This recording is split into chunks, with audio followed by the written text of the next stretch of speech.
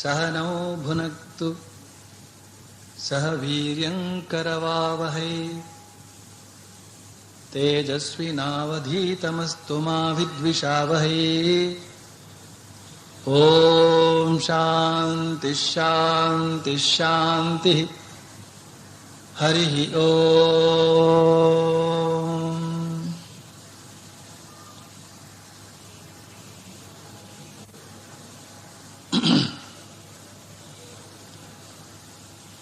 ಇಂದಿನಿಂದ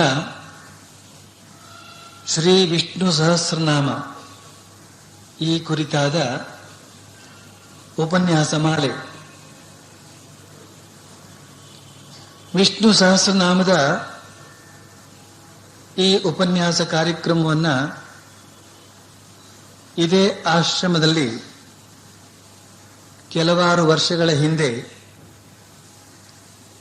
ಈ ಸಭಾಂಗಣ ಅಂತ ಹೇಳ್ತಕ್ಕಂತಹದ್ದು ಈಗ ಲೈಬ್ರರಿ ಇರ್ತಕ್ಕಂಥ ಜಾಗದಲ್ಲಿ ಇದ್ದಾಗ ನಡೀತಾ ಇತ್ತು. ಬಹಳ ದೀರ್ಘವಾಗಿ ಅದರ ಕುರಿತಾದಂತಹ ಉಪನ್ಯಾಸ ನಡೆದಿತ್ತು. ಈಗ ಮತ್ತೊಮ್ಮೆ ಅದನ್ನು ನಾನು ಶುರು ಮಾಡ್ತಾ ಇದ್ದೇನೆ. ಬಹಳ ಜನ ಬಂದು ಹೇಳಿದ್ರು, ಅದೇನು ಸ್ವಾಮೀಜಿ ಒಂದ್ಸರ್ತಿ ಉಪನ್ಯಾಸ ಆಗೋಗಿದೆ,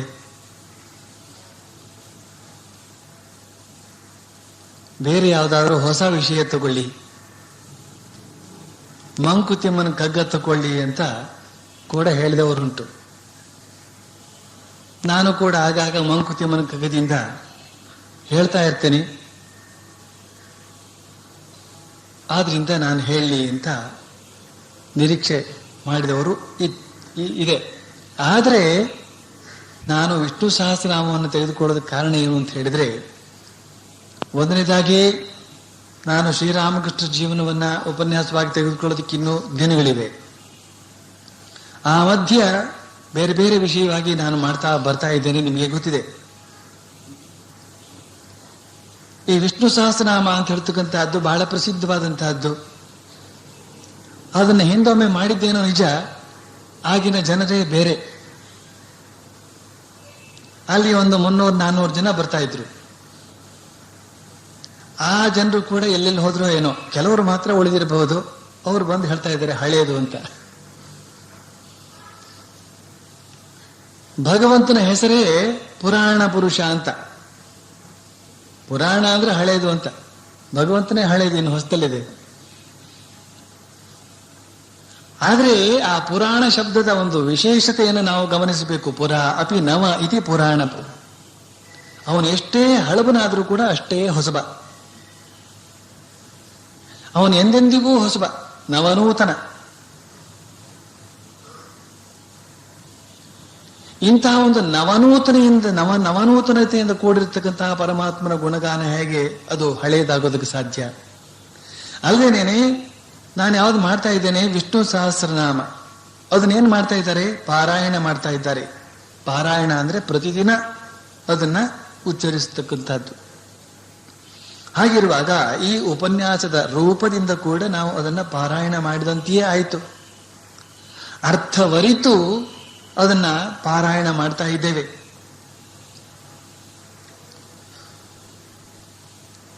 ಈ ಸಂಸಾರ ಅಂತ ಹೇಳ್ತಕ್ಕಂಥದ್ದು, ಜಗತ್ತು ಅಂತ ಹೇಳ್ತಕ್ಕಂಥದ್ದು ಒಂದು ಬಂದಿದೆ, ಅದರೊಳಗೆ ನಾವು ಉತ್ಪನ್ನರಾಗಿದ್ದೇವೆ, ಓಡಾಡ್ತಾ ಇದ್ದೇವೆ. ಈ ಜಗತ್ತಿನಲ್ಲಿ ಓಡಾಡ್ತಾ ಓಡಾಡ್ತಾ ಬದುಕುತ್ತಾ ಹುಟ್ಟುತ್ತಾ ಬದುಕುತ್ತಾ ಸಾಯ್ತಾ ಹುಟ್ಟುತ್ತಾ ಬದುಕುತ್ತಾ ಸಾಯ್ತಾ ಮನುಷ್ಯ ಸುಮ್ಮನೆ ಇರೋದಿಲ್ಲ, ಆಲೋಚನೆ ಮಾಡ್ತಾನೆ, ಪರೀಕ್ಷೆ ಮಾಡ್ತಾನೆ, ನಿರೀಕ್ಷಿಸಿ ನೋಡ್ತಾನೆ, ಸಂಶೋಧನೆ ಕೂಡ ನಡೆಸ್ತಾನೆ, ವಿವೇಕವನ್ನು ತಾಳ್ತಾನೆ. ವಿವೇಕವನ್ನು ತಾಳಿದ ಮೇಲೆ ಮತ್ತೆ ಪರೀಕ್ಷಣೆ, ನಿರೀಕ್ಷಣೆ, ಸಂಶೋಧನೆ ನಡೆಸಿ ಸತ್ಯವನ್ನು ಮುಟ್ಟುತ್ತಾನೆ ಅಂತ ಹೇಳ್ತಕ್ಕಂಥದ್ದು ನಮಗೆಲ್ಲ ತಿಳಿದ ವಿಷಯವೇ. ಸತ್ಯಾಸತ್ಯದ ಮಿಶ್ರಣದಿಂದ ಸತ್ಯವನ್ನ ಶೋಧಿಸಿ ತೆಗಿತಾರೆ ವಿವೇಕಿಗಳು. ಪುನಃ ಅದನ್ನು ಕೂಲಂಕಷವಾಗಿ ವಿಮರ್ಶಿಸಿ ಮತ್ತೆ ನೋಡುತ್ತಾರೆ. ಸಾಮಾನ್ಯರ ಅಭಿರುಚಿಯೇ ಬೇರೆ. ಅವರು ಬಯಸುವ ವಸ್ತುಗಳು ಧನ ಕನಕ ವಿಲಾಸಾದಿಗಳು. ವಿವೇಕಿಗಳು ಇವುಗಳನ್ನ ಕೇವಲ ಕ್ಷುಲ್ಲಕವಾದವುಗಳು ಅಂತ ತಿಳಿದು ಬಿಟ್ಟು ಬಿಡ್ತಾರೆ. ನಿಜಕ್ಕೂ ಆ ವಿಲಾಸಾದಿಗಳು ಲೌಕಿಕ ಜೀವನಕ್ಕೆ ಮನೋಹರವಾಗಿ ಕಂಡರೂ ಕೂಡ ಶ್ರೇಯಸ್ಸಿನ ದೃಷ್ಟಿಯಿಂದ ಮಹಾ ಅಪಾಯಕಾರಿ. ಅಲ್ಲದೆ ಈ ವಿಲಾಸಗಳಿಗೆ ಅಲ್ಪಾಯುಷ್ಯ. ವೃದ್ಧರೆಲ್ಲ ಆ ವಿಲಾಸಾದಿಗಳನ್ನ ಅನುಭವಿಸಿ ನೋಡಿ ಆಗಿದೆ. ಅವ್ರನ್ನ ಕೇಳಿ ನೋಡಿ.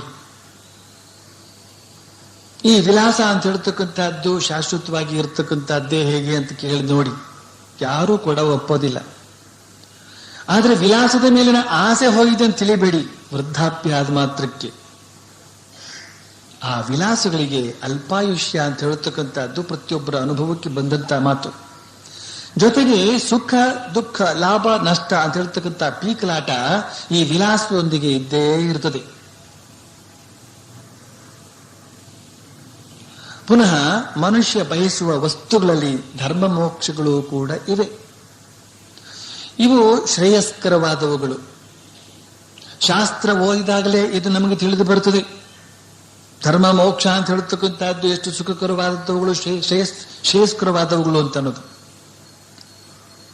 ಇದು ತಿಳಿದ ಮೇಲೆಯೇ ಮನುಷ್ಯ ನಿತ್ಯಾನಂದದ ದಾರಿ ಹಿಡಿಯೋದು. ಈ ಧರ್ಮ ಮೋಕ್ಷಗಳು ಧನ ಕನಕ ವಿಲಾಸಾದಿಗಳಿಗಿಂತ ತೀರ ವ್ಯತಿರಿಕ್ತವಾದವುಗಳು, ಬೇರೆಯೇ ಸ್ವರೂಪದವುಗಳು. ಮತ್ತು ನಾವು ಸಾಹಸದಿಂದ ಮಾತ್ರವೇ ಪಡೆಯೋದಕ್ಕೆ ಯೋಗ್ಯವಾದಂಥವುಗಳು. ಲೌಕಿಕ ಭೋಗವನ್ನು ಕೂಡ ಎಲ್ಲರೂ ಅನುಭವಿಸೋದಕ್ಕೆ ಸಾಧ್ಯ ಇಲ್ಲ. ಯಾರಲ್ಲಿ ಸಾಹಸ ಪ್ರವೃತ್ತಿ ಇದೆಯೋ ಅವನು ಮಾತ್ರವೇ ಲೌಕಿಕ ಭೋಗವನ್ನು ಯಥೇಚ್ಛವಾಗಿ ಅನುಭವಿಸಬಲ್ಲ. ಆಶಿಷ್ಟೋ ದೃಢಿಷ್ಟೋ ಬಲಿಷ್ಠನಾದಂತಹ ವ್ಯಕ್ತಿ ಮಾತ್ರವೇ ಲೌಕಿಕ ಭೋಗವನ್ನ ಸಂಪೂರ್ಣವಾಗಿ ಸ್ವಾಧೀನಪಡಿಸಿಕೊಂಡು ಅನುಭವಿಸಬಲ್ಲ. ಅದು ಕ್ಷಣಿಕ ಅಂತ ಹೇಳ್ತಕ್ಕಂಥ ವಿಚಾರ ಬೇರೆ. ಹಾಗೇನೇನೆ ಆತ್ಮ ಸಾಮ್ರಾಜ್ಯ, ಮೋಕ್ಷ ಸಾಮ್ರಾಜ್ಯ, ಧರ್ಮ ಸಾಮ್ರಾಜ್ಯ ಇದರಲ್ಲಿ ಯಾರಿಗೆ ಪ್ರವೇಶ? ಯಾರು ಶಕ್ತನೋ ಅವನಿಗೆ ಮಾತ್ರ ಪ್ರವೇಶ. ನಾಯಮಾತ್ಮ ಬಲಹೀನೇನ ಲಭ್ಯ. ಬಲಹೀನರಿಗಲ್ಲ ಆತ್ಮವನ್ನು ವಶೀಕರಿಸಿಕೊಳ್ಳತಕ್ಕಂತಹ ಕೆಲಸ, ದೇವರನ್ನು ಸಾಕ್ಷಾತ್ಕರಿಸಿಕೊಳ್ಳತಕ್ಕಂತಹ ಕೆಲಸ. ಇತಿಹಾಸ ಪುರಾಣಗಳನ್ನು ಆಳವಾಗಿ ಅಧ್ಯಯನ ಮಾಡಿದ ಜ್ಞಾನಿಗಳೆಲ್ಲ ಒಕ್ಕೊರಳಿನಿಂದ ಹೇಳ್ತಾರೆ, ವೇದಗಳಿಗಿಂತ ದೊಡ್ಡ ಶಾಸ್ತ್ರ ಇಲ್ಲ, ಕೇಶವನಿಗಿಂತ ದೊಡ್ಡ ದೇವರಿಲ್ಲ. ಶಾಸ್ತ್ರಗಳಲ್ಲೆಲ್ಲ ವೇದಗಳಿಗೆ ಪ್ರಥಮ ಸ್ಥಾನ. ಇತಿಹಾಸ ಪುರಾಣಗಳು ವೇದಗಳ ರಹಸ್ಯಗಳಿಗೆ ಬೆಳಕು ಹಿಡಿದು ತೋರಿಸಿಕೊಡುತ್ತವೆ.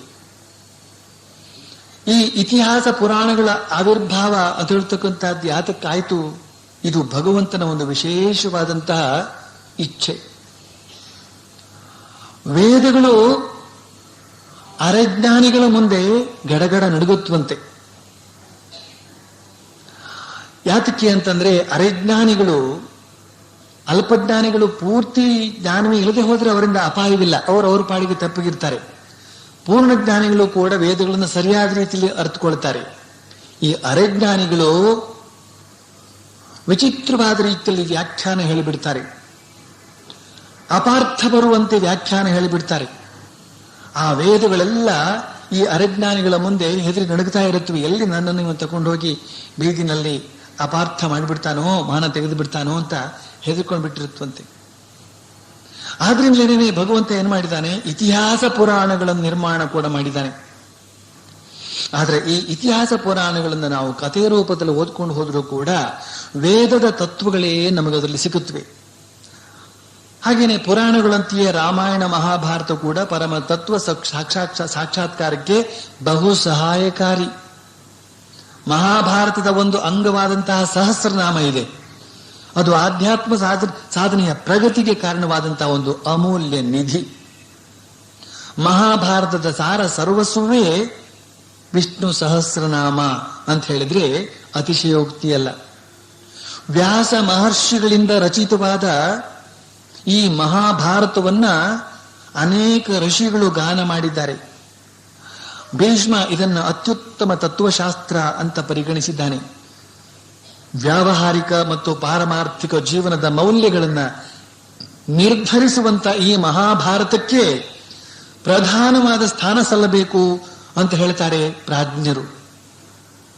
ಜೀವನದ ಎಲ್ಲ ವಿಚಾರಗಳ ಕುರಿತು ಮಾಹಿತಿ ಕೊಡುವುದರಿಂದ ಈ ಗ್ರಂಥಕ್ಕೆ ಇತಿಹಾಸ ಅಂತ ಅನ್ನುವ ಹೆಸರು. ಈ ಗ್ರಂಥ ಮಹಾಭಾರತ ಅಂತ ಹೇಳ್ತಕ್ಕಂಥ ಗ್ರಂಥ ಸತ್ಯವನ್ನ ನಿಸ್ಸಂದಿಗ್ಧವಾಗಿ ಹೇಳಿಬಿಡ್ತದೆ, ಮುಚ್ಚುಮರೆ ಇಲ್ಲದೆ ಹೇಳಿಬಿಡ್ತದೆ. ಇದನ್ನು ವೇದಗಳಿಗೆ ಸರಿಸಮನಾಗಿ ಗೌರವಿಸಲಾಗಿದೆ. ಇದು ಖಚಿತ ಮಾರ್ಗದರ್ಶನ ಮಾಡುತ್ತಾ ವ್ಯಾವಹಾರಿಕ ಮತ್ತು ಪಾರಮಾರ್ಥಿಕ ವಿಷಯಗಳಲ್ಲಿ ನಿಶ್ಚಯಾತ್ಮಕವಾದಂತಹ ನಿರ್ಣಯ ನೀಡುತ್ತದೆ. ಈ ಮಹಾಭಾರತದಲ್ಲಿ ಏನೇನಿದೆಯೋ ಅದು ಇತರೆಡೆಗಳಲ್ಲಿಯೂ ಕೂಡ ಇದೆ. ಈ ಮಹಾಭಾರತದಲ್ಲಿ ಏನೇನಿಲ್ಲವೋ ಅದು ಇತರೆಡೆಗಳಲ್ಲಿಯೂ ಕೂಡ ಇಲ್ಲ ಅಂತನ್ನುವ ಮಾತು ಬಂದಿದೆ. ಮಹಾಭಾರತದ ಮಹಿಮೆಯನ್ನು ಕುರಿತು ಮಹಾಭಾರತವೇ ಹೇಳಿಕೊಳ್ತದೆ. ಏನು ಅಂತಂದ್ರೆ, ಬ್ರಾಹ್ಮಣನೊಬ್ಬ ವೇದಾಂಗ ಉಪನಿಷತ್ತುಗಳಲ್ಲಿ ಪಾರಂಗತನಾಗಿರಬಹುದು, ಆದರೆ ಆತ ಮಹಾಭಾರತದ ಅಧ್ಯಯನ ಮಾಡಿರದಿದ್ದಲ್ಲಿ ಅವನನ್ನು ಪಂಡಿತನೆಂದು ಪುರಸ್ಕರಿಸಲಾಗದು. ಮಹಾಭಾರತವನ್ನು ಅಧ್ಯಯನ ಮಾಡಿದ ಮುದ್ರೆ ಬಿದ್ದ ಮೇಲೆ ಮಾತ್ರ ಅಂತವನು ನಿಜವಾದ ಪಂಡಿತ, ನಿಜವಾದ ಜ್ಞಾನವುಳ್ಳವನು ಅಂತ ಅನ್ನಿಸಿಕೊಳ್ಳೋದಕ್ಕೆ ಸಾಧ್ಯ. ಇತರ ಪುರಾಣಗಳು ಕೂಡ ಮಹಾಭಾರತದ ಮಹಿಮೆಯನ್ನು ಕೊಂಡಾಡಿವೆ. ವಾಯು ಪುರಾಣ ಮತ್ತು ಶಿವಪುರಾಣ ಹೇಳ್ತದೆ, ವ್ಯಾಸನು ತನ್ನ ಬುದ್ಧಿ ಎಂಬ ಕಡೆಗೋಲಿನಿಂದ ವೇದಗಳೆಂಬ ಕಡಲನ್ನು ಕಡೆದು ಮಹಾಭಾರತವೆಂಬ ಚಂದ್ರನನ್ನು ಹೊರತೆಗೆದು ತಂದಿದ್ದಾನೆ. ಭವಿಷ್ಯತ್ ಪುರಾಣ ಹೇಳ್ತದೆ, ಕಹಿ ಔಷಧವನ್ನು ಕಂಡು ಮುಖ ಸೆಂಡರಿಸಿಕೊಂಡವನಂತೆ ಮನುಷ್ಯ ಕಠಿಣವಾದ ಶಾಸ್ತ್ರಗಳ ಕಡೆಗೆ ತಿರುಗಿ ಕೂಡ ನೋಡುವುದಿಲ್ಲ. ಆದ್ದರಿಂದ ಅದೇ ಶಾಸ್ತ್ರಗಳ ಸಾರವಾದ ಈ ಮಹಾಭಾರತವನ್ನೇ ಪದ್ಯ ರೂಪದಿಂದ ರಚಿಸಿಕೊಡಲಾಯಿತು. ಸಕ್ಕರೆ ಗುಳಿಗೆ ಮಾಡಿಕೊಡಲಾಯಿತು. ವೇದಗಳು ಕಬ್ಬಿಣದ ಕಡಲೆ ಅಥವಾ ಕಹಿ ಔಷಧವನ್ನು ಕುಡಿದವನು ಯಾವ ರೀತಿಯಲ್ಲಿ ಮುಖವನ್ನು ಸಿಂಡರಿಸಿಕೊಳ್ತಾನೋ ಅದೇ ರೀತಿಯಲ್ಲಿ ವೇದಗಳನ್ನು ಓದುವವನು ಮುಖ ಸಿಂಡರಿಸಿಕೊಳ್ತಾನೆ, ಕಷ್ಟಪಡ್ತಾನೆ. ಆ ವೇದಗಳನ್ನು ಅವನು ಅಧ್ಯಯನ ಮಾಡದೆ ಹೋದ್ರೆ ಅವನು ಜ್ಞಾನಿ ಆಗುವುದು ಯಾವಾಗ, ವಿವೇಕಿ ಆಗುವುದು ಯಾವಾಗ, ಸಾರ್ಥಕ ಜೀವನವನ್ನು ನಡೆಸೋದು ಯಾವಾಗ, ಕೃತಕೃತ್ಯನಾಗುವುದು ಯಾವಾಗ? ಅದಕ್ಕೋಸ್ಕರ ಏನ್ ಮಾಡಲಾಗುತ್ತದೆ, ಮಹಾಭಾರತವನ್ನೇ ರಚಿಸಿಕೊಡಲಾಯಿತು. ವೇದವ್ಯಾಸರು, ವೇದಗಳಿಗೆ ವ್ಯಾಸರು, ವೇದವ್ಯಾಸರು ಮಹಾಭಾರತವನ್ನು ರಚಿಸಿಕೊಡ್ತಾರೆ. ಸಾಮಾನ್ಯ ಜನಗಳೆಲ್ಲ ಅದೇ ವೇದವನ್ನೇ ಓದಿದಂತಹ ಪುಣ್ಯವನ್ನು ಪಡೆಯಲಿ, ಅದೇ ವೇದವನ್ನೇ ಓದಿದಂತಹ ಒಂದು ಧನ್ಯತೆಯನ್ನು ಅನುಭವಿಸಲಿ ಅಂತ ಹೇಳ್ತಕ್ಕಂತಹ ದೃಷ್ಟಿ. ಮತ್ಸ್ಯ ಪುರಾಣ ಹೇಳ್ತದೆ, ಸಾಕ್ಷಾತ್ ವಿಷ್ಣುವೇ ಕೃಷ್ಣ ದ್ವೈಪಾಯನ ಅಥವಾ ವ್ಯಾಸನಾಗಿ ಅವತರಿಸಿ ಈ ಜಗತ್ತಿನಲ್ಲಿ ಮಹಾಭಾರತ ಚಂದ್ರ ಉದಯಿಸುವಂತೆ ಮಾಡಿದ. ವೇದವ್ಯಾಸರು ಬೇರೆ, ಶ್ರೀಕೃಷ್ಣ ಬೇರೆ ಅಲ್ಲ. ಅವನಿಗೆ ಕೃಷ್ಣದ್ವೈಪಾಯನ ವ್ಯಾಸ ಅಂತಲೇ ಹೆಸರು.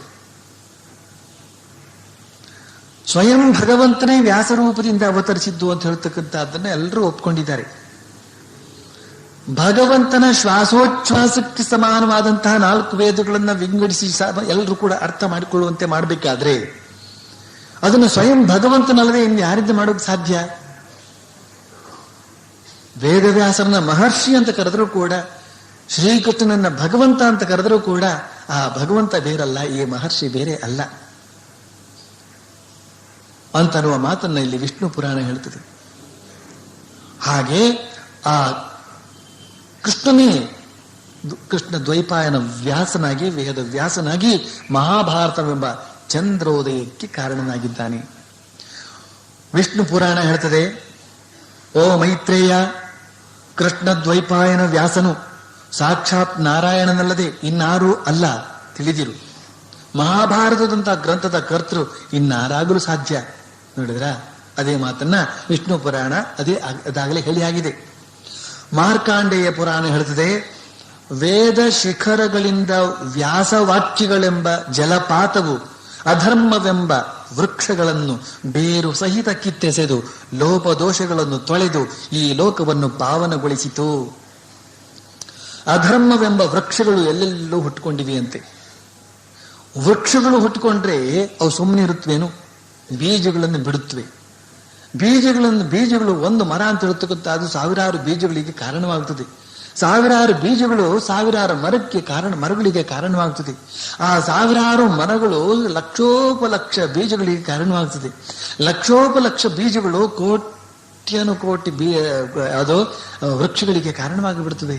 ಹೀಗೆ ಅಧರ್ಮ ಅಂತ ಹೇಳ್ತಕ್ಕಂಥದ್ದು ಎಲ್ಲೆಲ್ಲಿಯೂ ಕೂಡ ವ್ಯಾಪಿಸಿಕೊಡೋದಕ್ಕೆ ಕಾರಣವಾಗ್ತದೆ.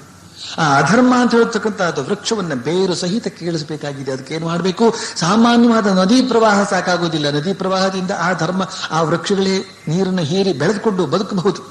ಅದಕ್ಕೋಸ್ಕರ ವೇದ ಶಿಖರಗಳಿಂದ ವ್ಯಾಸ ವಾಕ್ಯಗಳು ಎಂಬ ಜಲಪಾತವು ಅಧರ್ಮವೆಂಬ ವೃಕ್ಷಗಳನ್ನು ಬೇರು ಸಹಿತ ಕಿತ್ತೆಸೆದು ಲೋಪದೋಷಗಳನ್ನು ತೊಳೆದು ಈ ಲೋಕವನ್ನು ಪಾವನಗೊಳಿಸಿತು.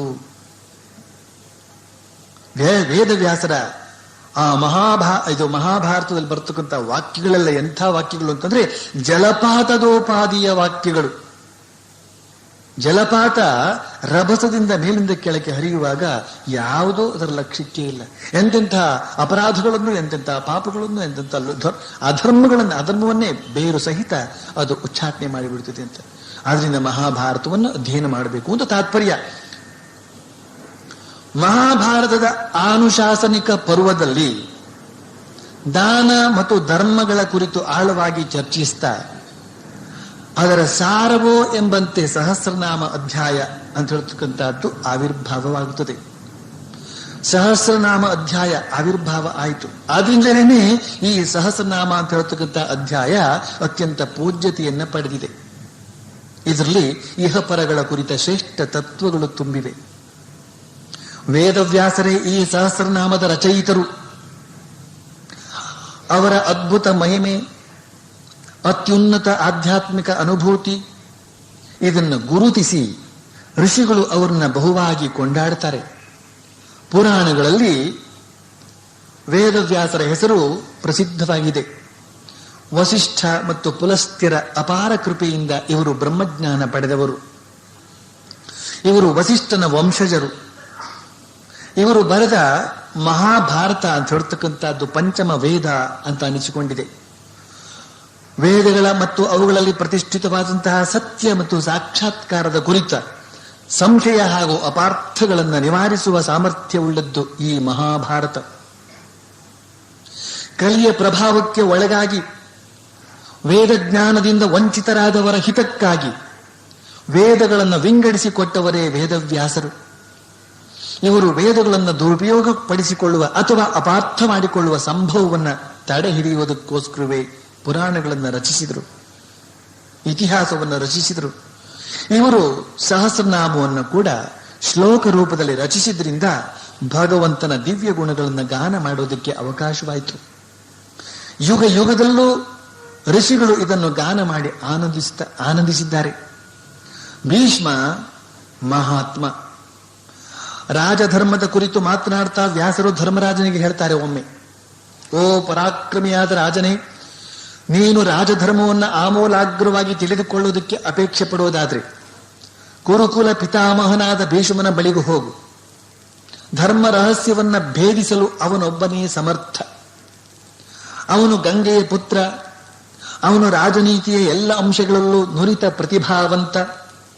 ಇಂದ್ರಾದಿ ದೇವತೆಗಳನ್ನು ಸಂಧಿಸಿದವನು ಆತ. ಅವನ ಆಸ್ಥಾನವು ಅತಿಶ್ರೇಷ್ಠ ಬ್ರಹ್ಮರ್ಷಿಗಳಿಂದ ಕೂಡಿತ್ತು. ಅವನಿಗೆ ತಿಳಿಯದ ವಿಷಯವೇ ಇಲ್ಲ ಮತ್ತು ತಿಳಿದಿರಬೇಕಾದ ಎಲ್ಲ ವಿಷಯಗಳಲ್ಲೂ ಆತ ನಿಷ್ಣಾತ. ಧರ್ಮ ರಹಸ್ಯವನ್ನು ಚೆನ್ನಾಗಿ ಅರಿತ ಅವನು ನಿನಗೆ ಒಳ್ಳೆಯ ಮಾರ್ಗದರ್ಶನ ನೀಡಬಲ್ಲ ಅಂತ ವೇದವ್ಯಾಸರೇ ಸ್ವಯಂ ಹೇಳ್ತಾ ಇದ್ದಾರೆ. ಇಲ್ಲಿ ಭೀಷ್ಮನ ಕುರಿತಾಗಿ ಹೇಳಿದಂತಹ ಒಂದು ಮಾತನ್ನು ಗಮನಿಸಿ. ಅವನಿಗೆ ತಿಳಿದ ವಿಷಯವೇ ಇಲ್ಲ ಮತ್ತು ತಿಳಿದಿರಬೇಕಾದ ವಿಷಯ ಎಲ್ಲ ವಿಷಯಗಳಲ್ಲೂ ಆತ ನಿಷ್ಣಾತ. ತಿಳಿದಿರಬೇಕಾದದ್ದನ್ನ ಸರಿಯಾದ ರೀತಿಯಲ್ಲಿ ತಿಳಿದಿದ್ದಾನೆ, ಅರ್ಧಂಬರ್ಧ ತಿಳಿದಿಲ್ಲ ಅಂತ. ಅರ್ಧಂಬರ್ಧ ತಿಳಿದಿರತಕ್ಕಂತಹ ವ್ಯಕ್ತಿಗಳನ್ನೆಲ್ಲ ನಾವು ಹೋಲಿಸಿ ನೋಡಿದಾಗ ಈ ಒಂದು ವಾಕ್ಯದ ಪ್ರಾಶಸ್ತ್ಯ ನಮ್ಮ ಗಮನಕ್ಕೆ ಬರುತ್ತದೆ. ಶ್ರೀಕೃಷ್ಣ ಕೂಡ ಹೇಳ್ತಾನೆ ಧರ್ಮರಾಜನಿಗೆ, ಶರಶಯ್ಯೆಯ ಮೇಲೆ ಮಲಗಿರುವ ಭೀಷ್ಮನು ಬೂದಿ ಮುಚ್ಚಿದ ಕೆಂಡದಂತಿದ್ದಾನೆ. ಮಾನವರಲ್ಲಿ ಶ್ರೇಷ್ಠನಾದ ಅವನು ಈಗ ನನ್ನ ಮೇಲೆ ಧ್ಯಾನ ಮಾಡುತ್ತಿದ್ದಾನೆ. ಆದ್ದರಿಂದ ನನ್ನ ಮನಸ್ಸು ಅವನನ್ನು ಮುಟ್ಟಿದೆ. ಅತ್ಯುತ್ತಮ ಮೇಧಾಶಕ್ತಿ ಅವನದು. ವೇದಾಂಗಗಳನ್ನು ಜೀರ್ಣಿಸಿಕೊಂಡಿದ್ದಾನೆ. ಆದ್ದರಿಂದ ನಾನು ಅವನನ್ನು ಸದಾ ಸ್ಮರಣೆಯಲ್ಲಿಟ್ಟುಕೊಂಡಿದ್ದೇನೆ. ಓ ಧರ್ಮಜ, ಅವನು ಪುಣ್ಯವಂತರಲ್ಲಿ ಅಗ್ರಗಣ್ಯ. ಆದ್ದರಿಂದಲೇ ಅವನು ತ್ರಿಕಾಲಜ್ಞಾನಿ. ಆದ್ದರಿಂದಲೇ ನನ್ನ ಮನಸ್ಸು ಅವನನ್ನು ಮುಟ್ಟಿದೆ. ಕುರುಕುಲದ ಈ ಹಿರಿಯ ತೀರಿಕೊಳ್ಳುವುದರೊಂದಿಗೆ ಜಗತ್ತಿನ ವಿವೇಕ ಜ್ಞಾನವೇ ಕರಗಿ ಹೋಗಿಬಿಡುತ್ತದೆ. ಆದ್ದರಿಂದಲೇ ನೀನು ಈಗ ಅವನನ್ನು ಸಂದರ್ಶಿಸುವಂತೆ ನಾನು ನಿನ್ನನ್ನು ಪ್ರೇರೇಪಿಸುತ್ತಿದ್ದೇನೆ. ಎಷ್ಟು ಅದ್ಭುತವಾಗಿದೆ ನೋಡಿ ಈ ಮಾತು. ಭೀಷ್ಮ ಶ್ರೀಕೃಷ್ಣನ ಸ್ಮರಣೆ ಮಾಡ್ತಾ ಇದ್ದಾನೆ ಅಂತನ್ನುವ ಕಾರಣ ಮಾತ್ರ ಅಲ್ಲ, ಅವನು ಸಕಲ ಶಾಸ್ತ್ರಗಳನ್ನ ಅತ್ಯಂತ ಪ್ರಾಮಾಣಿಕ ಭಾವದಿಂದ ಅಧ್ಯಯನ ಮಾಡಿದ್ದಾನೆ. ಅವುಗಳ ರಹಸ್ಯವನ್ನು ಅರಿತಿದ್ದಾನೆ. ಜೊತೆಗೆ ಪರಮಾತ್ಮನ ಧ್ಯಾನದಲ್ಲಿ ನಿರತನಾಗಿರ್ತಾನೆ. ಇದರ ಪರಿಣಾಮ ಏನು? ಸ್ವಯಂ ಭಗವಂತನೇ ಅವನ ಧ್ಯಾನದಲ್ಲಿ ನಿರತನಾಗಿದ್ದಾನಂತೆ. ನನ್ನ ಮನಸ್ಸು ಅವನನ್ನು ಮುಟ್ಟಿಕೊಂಡಿದೆ. ನಾನು ಸದಾ ಅವನನ್ನೇ ಸ್ಮರಣೆಯಲ್ಲಿ ಇಟ್ಟುಕೊಂಡಿದ್ದೇನೆ. ಎಂಥ ಅದ್ಭುತವಾದ ಮಾತು. ಸ್ವಯಂ ಶ್ರೀಕೃಷ್ಣ ಹೇಳ್ತಾ ಇದ್ದಾನೆ, ಭಗವಂತನ ಹೃದಯದಲ್ಲಿ ನಮಗೆ ಸ್ಥಾನ ಸಿಕ್ಕಬೇಕಾದ್ರೆ ನಮ್ಮ ಹೃದಯದಲ್ಲಿ ಭಗವಂತನನ್ನೇ ಇಟ್ಕೊಳ್ಬೇಕು ಅಂತ ಹೇಳ್ತಕ್ಕಂಥ ಒಂದು ಸೂಚನೆ ಸಿಗ್ತದೆ. ಹಾಗೇನೇನೆ ಭೀಷ್ಮನಿಗೆ ಶ್ರೀಕೃಷ್ಣ ಹೇಳ್ತಾನೆ, ಧರ್ಮರಾಜನಿಗೆ ಹೇಳಿದಂತೆಯೇ ಭೀಷ್ಮನಿಗೂ ಹೇಳ್ತಾನೆ, ಓ ಭೀಷ್ಮ, ಈಗ ಪ್ರಶ್ನಿಸುತ್ತಿರುವ ಧರ್ಮಜನಿಗೆ ನೀನು ಯಾವ ವಿವೇಕದ ಮಾತನ್ನು ತಿಳಿಸುವಿಯೋ ಅದು ವೇದ ವಾಕ್ಯಗಳಂತೆ ಈ ಜಗತ್ತಿನಲ್ಲಿ ಎಂದೆಂದಿಗೂ ಉಳಿದಿರುತ್ತದೆ. ಹೀಗೆ ಶ್ರೇಷ್ಠವಾದ ಧರ್ಮತತ್ವಗಳನ್ನ ಬೋಧಿಸುವಂತೆ ಭೀಷ್ಮನನ್ನ ಕೇಳಿಕೊಳ್ಳಲಾಗುತ್ತದೆ. ಭೀಷ್ಮ ಎಲ್ಲರ ಗೌರವಕ್ಕೆ ಅರ್ಹ. ಏಕೆಂದರೆ ತಪೋಬಲ, ಸೇವಾ ಬಲ, ಧ್ಯಾನ ಬಲ, ಬ್ರಹ್ಮಚರ್ಯ ಬಲ ಇವುಗಳಿಂದ ಆತನಲ್ಲಿ ಒಂದು ಅಪೂರ್ವ ಮಹತ್ತು ಪ್ರಕಟಗೊಂಡಿತ್ತು. ಭೀಷ್ಮ ಹೇಳ್ತಾನೆ, ಓ ಗೋವಿಂದ, ನಿನ್ನ ಅಪಾರ ಕೃಪೆಯಿಂದ ನನ್ನ ಹಸಿವು, ತೃಷೆ, ಬಳಲಿಕೆ, ಅಸೌಖ್ಯ, ಅಶಾಂತಿ ಎಲ್ಲ ತೊಲಗಿ ಹೋದವು.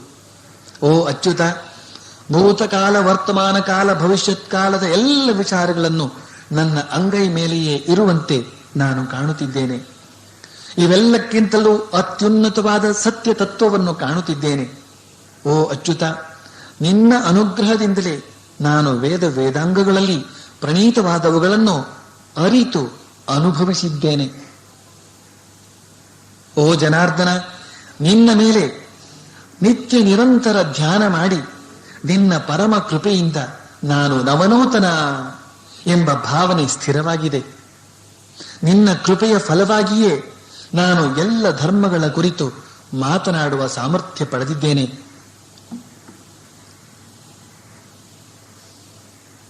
ಎಂತೆಂಥ ಅಮೂಲ್ಯವಾದ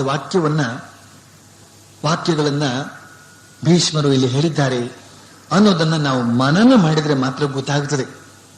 ಒಂದೊಂದು ವಾಕ್ಯವೂ ಕೂಡ ಎಷ್ಟು ಅದ್ಭುತವಾಗಿದೆ ನೋಡಿ. ನಿನ್ನ ಅಪಾರ ಕೃಪೆಯಿಂದ ನನ್ನ ಹಸಿವು, ತೃಷೆ, ಬಳಲಿಕೆ, ಅಸೌಖ್ಯ, ಅಶಾಂತಿ ಎಲ್ಲ ತೊಲಗಿ ಹೋದವು. ಇದು ಜಗತ್ತಿನ ರೀತಿ. ಹಸಿವು ಜಗತ್ತಿನ ರೀತಿ, ತೃಷೆ ಬಾಯಾರಿಕೆ ಜಗತ್ತಿನ ರೀತಿ, ಬಳಲಿಕೆ, ಅಸೌಖ್ಯ, ಅಶಾಂತಿ ಇವೆಲ್ಲ ಜಗತ್ತಿನ ರೀತಿ. ಜಗತ್ತಿನಲ್ಲಿ ಜಗತ್ತಿನ ವ್ಯಕ್ತಿಗಳಾಗಿ ಈ ಶರೀರ ಬುದ್ಧಿಯಿಂದ ನಾವು ಬದುಕಿದಾಗ ಈ ಎಲ್ಲ ಅನುಭವಗಳು ನಮ್ಮನ್ನ ಕಾಡುತ್ತವೆ. ಹಸಿವು ಕಾಡುತ್ತದೆ, ತೃಷೆ ಕಾಡುತ್ತದೆ, ಬಳಲಿಕೆ ಕಾಡುತ್ತದೆ, ಅಸೌಖ್ಯ ಕಾಡುತ್ತದೆ, ಅಶಾಂತಿ ಕಾಡುತ್ತದೆ. ಆದರೆ ಪರಮಾತ್ಮನ ಅನುಗ್ರಹದಿಂದ ಈ ಕಾಟ ಸಂಪೂರ್ಣ ನಿಂತು ಹೋಗುತ್ತದೆ. ಮನುಷ್ಯ ನಿತ್ಯ ತೃಪ್ತನಾಗ್ತಾನೆ, ಶಾಂತನಾಗುತ್ತಾನೆ.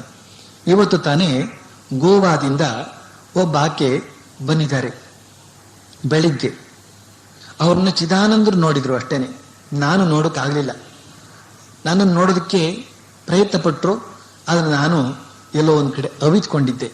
ಆದ್ರಿಂದ ಅವರಿಗೆಲ್ಲ ಹುಡುಕಿದ್ರು ಸಿಗಲಿಲ್ಲ. ಸ್ವಲ್ಪ ಕಾರ್ಯಭಾರ ಜಾಸ್ತಿ ಇತ್ತು. ಆದ್ರಿಂದ ಸ್ವಲ್ಪ ಆಗಾಗ ಅವಿತುಕೊಳ್ಬೇಕಾಗತ್ತೆ ನಾನು. ಅಂತೂ ಚಿದಾನಂದ ಸ್ವಾಮಿಗಳು ಆಕೆಯ ವೈಭವವನ್ನ ಹೇಳೋದಕ್ಕೆ ಶುರು ಮಾಡಿದ್ರು. ಅವಳು ಕ್ರೈಸ್ತಮತೀಯ ಮಹಿಳೆ. ಅವಳು ಈಗ ಸಂಪೂರ್ಣ ಶಿವಭಕ್ತಿಯಾಗಿದ್ದಾಳೆ. ಶಿವನಲ್ಲಿ ಅವಳಿಗೆ ವಿಶೇಷ ಅನುರಾಗ ಅಷ್ಟೇ ಅಲ್ಲ, ಎಲ್ಲ ಬಗೆಯ ದಿವ್ಯ ದರ್ಶನಗಳು ಆಗ್ತಾ ಇವೆ. ಎಲ್ಲ ದೇವ ದೇವಿಯರು ದರ್ಶನ ಕೊಡ್ತಾ ಇದ್ದಾರೆ. ಎಲ್ಲ ಸಾಧು ಸಜ್ಜನರು ಅವಳಿಗೆ ದರ್ಶನ ಕೊಡ್ತಾ ಇದ್ದಾರೆ. ತೆರೆಗಣ್ಣಿನಿಂದಲೂ ಕೂಡ ದರ್ಶನ ಕೊಡ್ತಾ ಇದ್ದಾರೆ. ಮತ್ತು ಶ್ರೀ ಶಾರದಾ ಮಾತೆಯವರು ಕೂಡ ಅವರಿಗೆ ದರ್ಶನವಿತ್ತು ಹೇಳಿದ್ರಂತೆ, ನೀನು ನನ್ನ ಮೂಲ ಸ್ಥಾನಕ್ಕೆ ಬರಬೇಕು, ಬೇಲೂರು ಮಠಕ್ಕೆ ಬರಬೇಕು, ನನ್ನ ದೇವಸ್ಥಾನ ಇದೆ ಅಲ್ಲಿಗೆ ಬರಬೇಕು ಹಾಗೆ ಅಂತ ಹೇಳಿದ್ರಂತೆ. ಅದಕ್ಕೋಸ್ಕರವೇ ಆಶ್ರಮವನ್ನು ಹುಡುಕೊಂಡು ಇಲ್ಲಿಗೆ ಬಂದಿದ್ದಾರೆ. ಅವರು ಒಂದು ಮಾತು ಹೇಳ್ತಾರಂತೆ, ಈಗ ಕೆಲವು ವರ್ಷಗಳಿಂದ ನನಗೆ ಆಯಾಸವೇ ಇಲ್ಲ, ನನಗೆ ನನ್ನ ಮನಸ್ಸಿನಲ್ಲಿ ಸಂಪೂರ್ಣ ಶಾಂತಿ ತುಂಬಿಕೊಂಡಿದೆ. ಯಾವತ್ತೂ ಯಾವ ಕಾರಣಕ್ಕೂ ನನ್ನ ಮನಸ್ಸು ಅಸಂತುಷ್ಟವಾಗುವುದಿಲ್ಲ, ಅಶಾಂತವಾಗುವುದಿಲ್ಲ. ನನ್ನ ಶರೀರದ ತಲೆಯಿಂದ ಕಾಲಿನವರೆಗೆ ನಾನು ಬಹಳ ಆನಂದವಾಗಿದ್ದೇನೆ. ಯಾವುದೇ ಬಗೆಯ ದುಃಖವು, ಶಾರೀರಿಕ ಮಾನಸಿಕ ಯಾವುದೇ ಬಗೆಯ ದುಃಖವೂ ಕೂಡ ನನ್ನಲ್ಲಿಲ್ಲ. ಇಂತಹ ಒಂದು ಅವಸ್ಥೆಯಲ್ಲಿ ನಾನಿದ್ದೇನೆ ಅಂತ ಹೇಳ್ಕೊಂಡ್ರಂತೆ. ಅದನ್ನು ನನಗೆ ಚಿದಾನಂದ ಸ್ವಾಮಿಗಳು ಆವೇಶಭರಿತರಾಗಿ ಹೇಳ್ತಾ ಇದ್ದಾರೆ. ಹೀಗೆ ಅಸೌಖ್ಯ, ಅಶಾಂತಿ, ತೃಷೆ, ಹಸಿವು ಇವುಗಳೆಲ್ಲವೂ ಕೂಡ ಹೋಗಿ ಮನುಷ್ಯ ಶಾಂತನಾಗೋದಕ್ಕೆ, ಸಮಾಧಾನ ಚಿತ್ತನಾಗೋದಕ್ಕೆ, ಪರಮಾನಂದ ಭರಿತನಾಗೋದಕ್ಕೆ ಸಾಧ್ಯ ಪರಮಾತ್ಮನನ್ನ ಸ್ಮರಣೆ ಮಾಡಿದಾಗ, ಪರಮಾತ್ಮನನ್ನ ಹೃದಯದಲ್ಲಿ ತುಂಬಿಕೊಂಡಾಗ ಅಂತನ್ನುವ ಮಾತಿಗೆ ಇಂದಿಗೂ ಕೂಡ ಉದಾಹರಣೆಗಳು ಸಿಗ್ತಾ ಇವೆ. ಇನ್ನೊಂದು ಮಾತನ್ನು ಹೇಳ್ತಾನೆ ಭೀಷ್ಮ, ಓ ಅಚ್ಯುತ, ಭೂತಕಾಲ, ವರ್ತಮಾನ ಕಾಲ, ಭವಿಷ್ಯತ್ ಕಾಲದ ಎಲ್ಲ ವಿಚಾರಗಳನ್ನು ನನ್ನ ಅಂಗೈ ಮೇಲೆಯೇ ಇರುವಂತೆ ಕಾಣುತ್ತಿದ್ದೇನೆ ಮತ್ತು ಇವೆಲ್ಲಕ್ಕಿಂತಲೂ ಅತ್ಯುತ್ತಮವಾದ ಸತ್ಯ ತತ್ವವನ್ನು ಕಾಣುತ್ತಿದ್ದೇನೆ. ಓ ಅಚ್ಯುತ, ನಿನ್ನ ಅನುಗ್ರಹದಿಂದಲೇ ನಾನು ವೇದಾಂಗಗಳಲ್ಲಿ ಪ್ರಣೀತವಾದವುಗಳನ್ನು ಅರಿತು ಅನುಭವಿಸಿದ್ದೇನೆ. ಇದೆಲ್ಲವೂ ಕೂಡ ಪರಮಾತ್ಮನ ಅನುಗ್ರಹದಿಂದ ಆಗಿದೆ. ನಾವು ಸಾಧನೆ ಮಾಡಬೇಕು, ಇದು ನಮ್ಮ ಪುರುಷಾಕಾರ. ಆದರೆ ಕೃಪೆ ಹರಿದು ಬರಬೇಕು ಅವನಿಂದ. ಸಾಧನೆ ಮಾಡುವುದು ನಾವು, ಸಾಕ್ಷಾತ್ಕಾರ ಕೊಡುವವನು ಅವನು. ಇದು ನಾವು ನೆನಪಿಟ್ಕೊಳ್ಬೇಕು. ನಮ್ಮ ಸಾಧನೆಯಿಂದಲೇ ನಾವು ಸಾಕ್ಷಾತ್ಕಾರ ಮಾಡ್ಕೊಳ್ತೇವೆ ಅಂತ ಹೇಳ್ತಕ್ಕಂಥ ಮಾತನ್ನು ನಾವು ನಮ್ಮ ಮನಸ್ಸಿನಲ್ಲಿ ತಂದುಕೊಂಡಾಗ ಅದೇ ಅಹಂಕಾರವಾಗಿ ಕೆಲಸ ಮಾಡಿ ಸಾಕ್ಷಾತ್ಕಾರಕ್ಕೆ ಅದೇ ಅಡೆತಡೆಯಾಗಿ ನಿಲ್ತದೆ. ಆದ್ರಿಂದ ಇಲ್ಲಿ ಈ ದಿವ್ಯ ಜ್ಞಾನಿಗಳ ಮಾತನ್ನು ಕೇಳಿ ನಾವು ಪ್ರತಿ ಕ್ಷಣದಲ್ಲೂ ಹೇಳ್ತಾ ಇರಬೇಕು, ಭಗವಂತನ ಕೃಪೆಯಿಂದ ಎಲ್ಲವನ್ನು ಪಡಿತಾ ಇದ್ದೇವೆ. ಓ ಜನಾರ್ದನ, ನಿನ್ನ ಮೇಲೆ ನಿತ್ಯ ನಿರಂತರ ಧ್ಯಾನ ಮಾಡಿ ನಿನ್ನ ಪರಮ ಕೃಪೆಯಿಂದ ನಾನು ನವನೂತನ ಎಂಬ ಭಾವನೆ ಸ್ಥಿರವಾಗಿದೆ ನನಗೆ. ಇದೆಷ್ಟು ಅದ್ಭುತವಾಗಿದೆ. ಸ್ವಯಂ ಪರಮಾತ್ಮನೇ ಪುರಾಣ ಪುರುಷ, ಪುರ ಅಭಿನವ. ಅವನು ಹಳಬನಾದ್ರೂ ಕೂಡ ಎಂದೆಂದಿಗೂ ಹೊಸಬ. ಅವನನ್ನು ಧ್ಯಾನ ಮಾಡಿದಂತಹ ನಾವು ಕೂಡ ಅಂತೆಯೇ ನವನೂತನರಾಗುತ್ತೇವೆ. ನಮ್ಮಲ್ಲಿ ಈ ವೃದ್ಧಾಪ್ಯ ಅಂತ ಹೇಳ್ತಕ್ಕಂಥದ್ದು ಇರೋದೇ ಇಲ್ಲ, ಮರಣ ಅಂತ ಹೇಳ್ತಕ್ಕಂಥದ್ದು ಇರೋದೇ ಇಲ್ಲ, ಹಳೆತು ಅಂತ ಹೇಳ್ತಕ್ಕಂಥದ್ದು ಇರೋದೇ ಇಲ್ಲ, ಹಳಸಿದ್ದು ಅಂತ ಹೇಳ್ತಕ್ಕಂಥದ್ದು ಇರೋದೇ ಇಲ್ಲ. ಯಾವಾಗಲೂ ಬಿಸಿ ಬಿಸಿ, ಯಾವಾಗಲೂ ಬಿಸಿ ಬಿಸಿ ಶುದ್ಧವಾದಂಥ ಅನ್ನ. ಇನ್ನೊಂದು ಮಾತನ್ನು ಹೇಳ್ತಾ ಇದ್ದಾನೆ, ನಿನ್ನ ಕೃಪೆಯ ಫಲವಾಗಿಯೇ ನಾನು ಎಲ್ಲ ಧರ್ಮಗಳ ಕುರಿತು ಮಾತನಾಡುವ ಸಾಮರ್ಥ್ಯ ಪಡೆದಿದ್ದೇನೆ. ಶ್ರೀರಾಮಕೃಷ್ಣ ಹೇಳ್ತಾರೆ, ಭಗವಂತನ ಅಧಿಕಾರವಾಣಿ ಇಲ್ಲದೆ ಹೋದರೆ ಯಾರೂ ಕೂಡ ಶಾಸ್ತ್ರದ ವಿಚಾರವಾಗಿ ಮಾತನಾಡೋದಕ್ಕೆ ಸಾಧ್ಯವಿಲ್ಲ ಅಂತ. ಭಗವಂತನಿಂದ ಅಧಿಕೃತರಾಗಿ ಬರಬೇಕು. ಹಾಗಿದ್ರೆ ಮಾತ್ರ ಭಗವಂತನ ಕುರಿತಾಗಿ ಮಾತನಾಡೋದಕ್ಕೆ ಸಾಧ್ಯ. ಅವನೇನಾದ್ರೂ ನಾಲ್ಕು ನುಡಿಸಿದ್ರೆ ಇವನು ಆಡಬಹುದು. ಮನುಷ್ಯ ಎಲ್ಲಿ ಹೋದರೆ ಆಡಬಹುದು ಬಾಯಿಗೆ ಬಂದ ಹಾಗೆ. ಜನಗಳು ಕೂಡ ಅದಕ್ಕೆ ವಿಶೇಷ ಗಮನ ಕೊಡೋದಿಲ್ಲ. ಏನೋ ಚೆನ್ನಾಗಿ ಮಾತನಾಡ್ತಾರೆ, ಪರವಾಗಿಲ್ಲ ಅಂತ ಹೇಳಿ ಕಿವಿ ಕೊಡಗಿಕೊಂಡು ಹೊರಟು ಹೋಗ್ತಾರೆ ಅಂತ ಶ್ರೀರಾಮಕೃಷ್ಣ ಹೇಳ್ತಾರೆ ಆ ಮಾತನ್ನ. ಇಲ್ಲಿ ಭೀಷ್ಮರು ಹೇಳ್ತಾ ಇದ್ದಾರೆ, ನಿನ್ನ ಕೃಪೆಯ ಫಲವಾಗಿಯೇ ನಾನು ಎಲ್ಲ ಧರ್ಮಗಳ ಕುರಿತಾಗಿ ಮಾತನಾಡುವ ಸಾಮರ್ಥ್ಯ ಪಡೆದಿದ್ದೇನೆ ಅಂತ. ಪರಮಜ್ಞಾನಿಯಾದ ಇಂಥ ಭೀಷ್ಮ ಸ್ಪಷ್ಟ ಮಾತಿನಲ್ಲಿ ತನ್ನ ಅಭಿಪ್ರಾಯವನ್ನು ಹೇಳ್ತಾನೆ, ದೇವರಿಗಿಂತ ದೊಡ್ಡ ಧರ್ಮ ಇಲ್ಲ. ಸ್ವಾಮಿ ವಿವೇಕಾನಂದ ಹೇಳ್ತಾರೆ, ರಿಲಿಜನ್ ಈಸ್ ರಿಯಲೈಸೇಷನ್. ಸತ್ಯ ಸಾಕ್ಷಾತ್ಕಾರವೇ ಧರ್ಮ. ಧರ್ಮ ಅಂತ ಹೇಳಿದ್ರೆ ಬಾಕಿ ಉಳಿದಂತ ಆಚಾರ ವಿಚಾರಗಳಲ್ಲ, ಅಥವಾ ಕೇವಲ ಆಚಾರ ವಿಚಾರಗಳೇ ಧರ್ಮ ಅಲ್ಲ. ಆಚಾರ ವಿಚಾರಗಳೆಲ್ಲ ಧರ್ಮದ ಮೇಲು ಹೊದಿಕೆ, ಧರ್ಮದ ತಿರುಳು ಸ್ವಯಂ ಭಗವಂತನೇ. ಅವನನ್ನು ಕಾಣಬೇಕು, ಅನುಭವಿಸಬೇಕು. ಸಹಸ್ರನಾಮ ಅಂತ ಹೇಳ್ತಕ್ಕಂಥದ್ದು ಭಗವಂತನ ಸ್ಪಷ್ಟ ಪರಿಚಯ ಮಾಡಿಕೊಡ್ತಕ್ಕಂತಹ ನಾಮ ಸಮುದಾಯ. ಇದು ಮಹಾಪುಣ್ಯಕಾರಿ ಅಂತ ಹೇಳ್ತಕ್ಕಂಥದ್ದು ಯಾವ ಕಾರಣದಿಂದ? ಅದು ನಮ್ಮನ್ನ ಪುನೀತರನ್ನಾಗಿ ಮಾಡ್ತದೆ, ಅದು ನಮಗೆ ದಿವ್ಯ ಜ್ಞಾನವನ್ನು ಕೊಡ್ತದೆ, ಅದು ನಮಗೆ ಆನಂದವನ್ನು ಕೊಡ್ತದೆ, ಅದು ನಮ್ಮ ಹಸಿವು ತ್ರಶಗಳನ್ನು ಹೋಗಲಾಡಿಸ್ತದೆ, ಅದು ನಮ್ಮ ಜನನ ಮರಣಗಳಿಂದ ಪಾರು ಮಾಡ್ತದೆ ಅಂತ ಹೇಳ್ತಕ್ಕಂಥ ಈ ಕಾರಣದಿಂದ ಸಹಸ್ರನಾಮವನ್ನು ಸಕಲರೂ ಸ್ವೀಕಾರ ಮಾಡಿದ್ದಾರೆ. ಸಭಾಪರ್ವದಲ್ಲಿ ಭಗವಂತನನ್ನ ಸಹಸ್ರನಾಮಗಳುಳ್ಳವನು ಅಂತ ಹೇಳಿ ಕರೆಯಲಾಗಿದೆ. ಗಜೇಂದ್ರ ಮೋಕ್ಷದಲ್ಲಿ ಮಹಾವಿಷ್ಣು ಸಹಸ್ರನಾಮಗಳಿಂದ ಸ್ತುತಿಸಲ್ಪಟ್ಟಿದ್ದಾನೆ. ಚರಕ ಸಂಹಿತೆಯಲ್ಲಿ ಮಹಾವಿಷ್ಣುವನ್ನ ಸಹಸ್ರ ಶಿರಗಳು ಉಳ್ಳವನು, ಚರಾಚರಗಳ ಪ್ರಭು, ವಿಶ್ವವ್ಯಾಪಿ ಅಂತ ಸ್ತುತಿಸಲಾಗಿದೆ. ಅಲ್ಲದೆ ಸಹಸ್ರನಾಮ ಪಾರಾಯಣದಿಂದ ಯಾವ ಕಾಯಿಲೆಯನ್ನು ಕೂಡ ಹೋಗಲಾಡಿಸಿಕೊಳ್ಳಬಹುದು ಅಂತ ಹಲವು ಆಯುರ್ವೇದ ಗ್ರಂಥಗಳು ಕೂಡ ಬಣ್ಣಿಸಿವೆ. ಇವತ್ತಿಗೂ ಕೂಡ ಎಷ್ಟೋ ಜನ ಕಾಯಿಲೆಯನ್ನು ವಾಸಿ ಮಾಡಿಕೊಂಡವರು ಇದ್ದಾರೆ. ಆದರೆ ಎಷ್ಟೋ ಜನ ಅದನ್ನು ಸರಿಯಾದ ರೀತಿಯಲ್ಲಿ ಉಚ್ಚರಿಸದೆ, ಸರಿಯಾದ ರೀತಿಯಲ್ಲಿ ಪಾರಾಯಣ ಮಾಡದೆ ಕಾಯಿಲೆ ಬರೆಸ್ಕೊಂಡವರು ಇರಬಹುದೋ ಏನೋ. ಒಟ್ಟಿನಲ್ಲಿ ಈ ವಿಷ್ಣು ಸಹಸ್ರನಾಮ ಅಂತ ಹೇಳ್ತಕ್ಕಂಥದ್ದು ದಿವ್ಯ ಸಂಜೀವನಿ ಅಂತ ಹೇಳ್ತಕ್ಕಂಥ ಒಂದು ದೃಢ ವಿಶ್ವಾಸ ಇದೆ. ಯಾರು ಇಲ್ಲ ಅಂತ ಹೇಳಿದ್ರು ಕೂಡ ಅದು ಅಲ್ಲಿ ಇದೆ. ಅದನ್ನು ಅನುಭವಿಸಿದವರೇ ಅನುಭವಿಸಿದ್ದಾರೆ. ಶ್ರೀ ವಿಷ್ಣು ಸಹಸ್ರನಾಮ ಅಂತ ಹೇಳ್ತಕ್ಕಂಥದ್ದು ಇಹಲೋಕದಲ್ಲಿಯೇ ಆಗಲಿ ಪರಲೋಕದಲ್ಲಿಯೇ ಆಗಲಿ ಬರಬಹುದಾದಂಥ ಎಲ್ಲ ಸಂಕಷ್ಟಗಳನ್ನು ಕೂಡ ದೂರಗೊಳಿಸಬಲ್ಲ ಸಾಮರ್ಥ್ಯವನ್ನು ಪಡೆದಿದೆ ಅಂತ ಹೇಳ್ತಕ್ಕಂಥದ್ರಲ್ಲಿ ಸಂದೇಹವೇ ಇಲ್ಲ. ಯಾತಕ್ಕೆ ಅಂತ ಹೇಳಿದ್ರೆ ಇಹದಲ್ಲೂ ಪರದಲ್ಲೂ ಎಲ್ಲೆಲ್ಲೂ ಸರ್ವವ್ಯಾಪಿಯಾಗಿರ್ತಕ್ಕಂಥವನು ಅದೇ ವಿಷ್ಣು. ವೇದಗಳು ಕೇವಲ ಪಂಡಿತರಿಗೆ ಮಾತ್ರ ತಿಳಿದಿರತಕ್ಕಂತಹ ಗ್ರಂಥಗಳು, ತಿಳಿಯಬಲ್ಲಂತಹ ಗ್ರಂಥಗಳು. ಆದರೆ ವಿಷ್ಣು ಸಹಸ್ರನಾಮ ಮಾತ್ರ ಜನಕೋಟಿಯ ದಿನಚರಿಯಲ್ಲಿ ಸೇರಿಕೊಂಡು ಸಕಲರಿಗೂ ಪ್ರಿಯವಾಗಿದೆ. ಶ್ರೀಮದ್ ಭಗವದ್ಗೀತೆ ಅಂತ ಹೇಳ್ತಕ್ಕಂಥದ್ದು ಪ್ರತಿಪಾದಿಸತಕ್ಕಂಥ ಘನತತ್ವಗಳೇ ಈ ಸಹಸ್ರನಾಮದಲ್ಲಿ ಅಡಕವಾಗಿವೆ. ಅದನ್ನು ನಾವು ಸೂತ್ರ ರೂಪದಲ್ಲಿ ನಾವು ಕಾಣ್ತಾ ಇದ್ದೇವೆ. ಆ ವಿಷ್ಣು ಸಹಸ್ರನಾಮದಲ್ಲಿ ಒಂದೊಂದು ಸೂತ್ರ, ಬ್ರಹ್ಮಸೂತ್ರ ಅಂತ ಹೇಳ್ತಕ್ಕಂಥದ್ದು ಒಂದು 4-5 ಅಥವಾ 2-3 ಶಬ್ದಗಳ ಒಂದೊಂದು ವಾಕ್ಯ ಅಷ್ಟೇನೆ. ಅದರಲ್ಲಿ ಪುಟಗಟ್ಟಲೆ ವಿವರಣೆ ಇರ್ತದೆ. ಹಾಗೇನೇನೆ ವಿಷ್ಣು ಸಹಸ್ರನಾಮ ಅಂತ ಹೇಳ್ತಕ್ಕಂಥದ್ದು 2-3 ಪದಗಳ ಪುಂಜ ಅಲ್ಲ, ಅದು ಒಂದೊಂದೇ ಶಬ್ದ, ಒಂದೊಂದೇ ನಾಮ. ಒಂದು ನಾಮ ಹಲವು ವಿಚಾರಗಳನ್ನು ಒಳಗೊಂಡಿದೆ. ಎಷ್ಟು ವಿಚಾರಗಳನ್ನು ಒಳಗೊಂಡಿದೆ ಅಂತ ಹೇಳಿದ್ರೆ ಭಗವದ್ಗೀತೆಯಲ್ಲಿ ಯಾವ್ಯಾವ ಘನತತ್ವಗಳನ್ನೆಲ್ಲ ಹೇಳಲಾಗಿದೆಯೋ ಅದೆಲ್ಲವನ್ನು ಕೂಡ ಒಳಗೊಂಡಿದೆ. ಭಗವದ್ಗೀತೆಯ ಸಾರ ಸರ್ವಸ್ವವೇ ಶ್ರೀ ವಿಷ್ಣು ಸಹಸ್ರನಾಮ ಅಂತ ಹೇಳಿದ್ರು ಕೂಡ ತಪ್ಪಾಗ್ಲಿಕ್ಕಿಲ್ಲ. ಜ್ಞಾನ ಪಿಪಾಸುಗಳು ಸಹಸ್ರನಾಮವನ್ನು ಅಷ್ಟೊಂದು ಆಧರಿಸೋದಕ್ಕೆ 6 ಪ್ರಮುಖ ಕಾರಣಗಳಿವೆ. ಒಂದನೇದು, ಇದು ಮಹಾಭಾರತದ ಸಾರ ಸರ್ವಸ್ವ. ಎರಡನೇದು, ಇದು ಋಷಿಗಳಿಂದ ಗಾನ ಮಾಡಲ್ಪಟ್ಟಿದೆ. ಮೂರನೇದು, ಇದು ವೇದಾಚಾರ್ಯರಿಂದ ರಚಿತವಾಗಿದೆ. ನಾಲ್ಕನೇದು, ಘನಶಾಲಿಯಾದಂತಹ ಭೀಷ್ಮ ಇದನ್ನು ಧರ್ಮಜನಿಗೆ ಬೋಧಿಸಿದ್ದಾನೆ. ಐದನೇದಾಗಿ ಬಹುಜನ ಪ್ರಿಯವಾಗಿದೆ. ಆರನೇದಾಗಿ ಭಗವದ್ಗೀತೆಯ ತತ್ವಬೋಧನೆಗಳೇ ಇದರಲ್ಲಿವೆ. ಸಹಸ್ರನಾಮ ಪಾರಾಯಣ ಅಂತ ಹೇಳ್ತಕ್ಕಂಥ ಸ್ತುತಿ ರೂಪದ ಅರ್ಚನೆಗೆ ಅಧಿಕ ಮಾನ್ಯತೆ ಕೊಡೋದಕ್ಕೆ ಮುಖ್ಯವಾದಂತಹ 3 ಕಾರಣಗಳಿವೆ. ಒಂದನೇದು, ಇದರಲ್ಲಿ ಇತರ ಪ್ರಾಣಿಗಳಿಗೆ ಹಿಂಸೆ ಇಲ್ಲ. ಎರಡನೇದು, ಇತರ ಮನುಷ್ಯರ ಅಥವಾ ದ್ರವ್ಯದ ಅವಶ್ಯಕತೆ ಇಲ್ಲ. ಮೂರನೇದು, ದೇಶಕಾಲಾದಿಗಳ ನಿಯಮವಿಲ್ಲ. ಎಷ್ಟು ಅದ್ಭುತವಾಗಿದೆ ಈ 3 ಅಂಶಗಳು. ಒಂದನೇದಾಗಿ, ಈ ವಿಷ್ಣು ಸಹಸ್ರನಾಮವನ್ನು ಪಾರಾಯಣ ಮಾಡ್ತಕ್ಕ ಸಂದರ್ಭದಲ್ಲಿ ಯಾವ ಇತರ ಪ್ರಾಣಿಗಳಿಗೂ ಹಿಂಸೆ ಇಲ್ಲ. ಇತರ ಯಾವ ಪೂಜೆಗಳಿಂದ ನೀವು ಕೈಕೊಳ್ಳಿ, ಸ್ವಲ್ಪ ಹಿಂಸೆಯ ಅಂಶಗಳೆಲ್ಲ ಬರಬಹುದು. ಹೆಚ್ಚು ಹಣ ಖರ್ಚು ಮಾಡಿ ನಾವು ಪೂಜೆ ಕೈಕೊಂಡ್ರೆ ಅದರಲ್ಲೂ ನಾವು ಹಿಂಸೆ ಕೊಟ್ಟಂತಾಗ್ತದೆ. ಎಷ್ಟೆಷ್ಟೋ ಜನರನ್ನು ನಾವು ಹಣ ಕೇಳಬೇಕಾಗ್ತದೆ. ಹಣ ಕೇಳೋದರಷ್ಟು ಹಿಂಸೆ ಕೊಡುವಂತಹ ಕೆಲಸ ಇನ್ಯಾವುದೂ ಇಲ್ಲ. ಯಾಕೆಂತಂದ್ರೆ ಹಣವೇ ಮನುಷ್ಯನ ಪ್ರಾಣ. ಹಣವನ್ನು ಸ್ವಲ್ಪ ಕಿತ್ಕೊಂಡು ಬಂದ್ರೆ ಅವನ ಪ್ರಾಣವನ್ನೇ ಸ್ವಲ್ಪ ಕಿತ್ಕೊಂಡು ಬಂದಂತೆ. ಹಾಗಿದ್ರೆ ಅವನು ಹಿಂಸೆ ಮಾಡಿದಾಗಲಿಲ್ವೇ?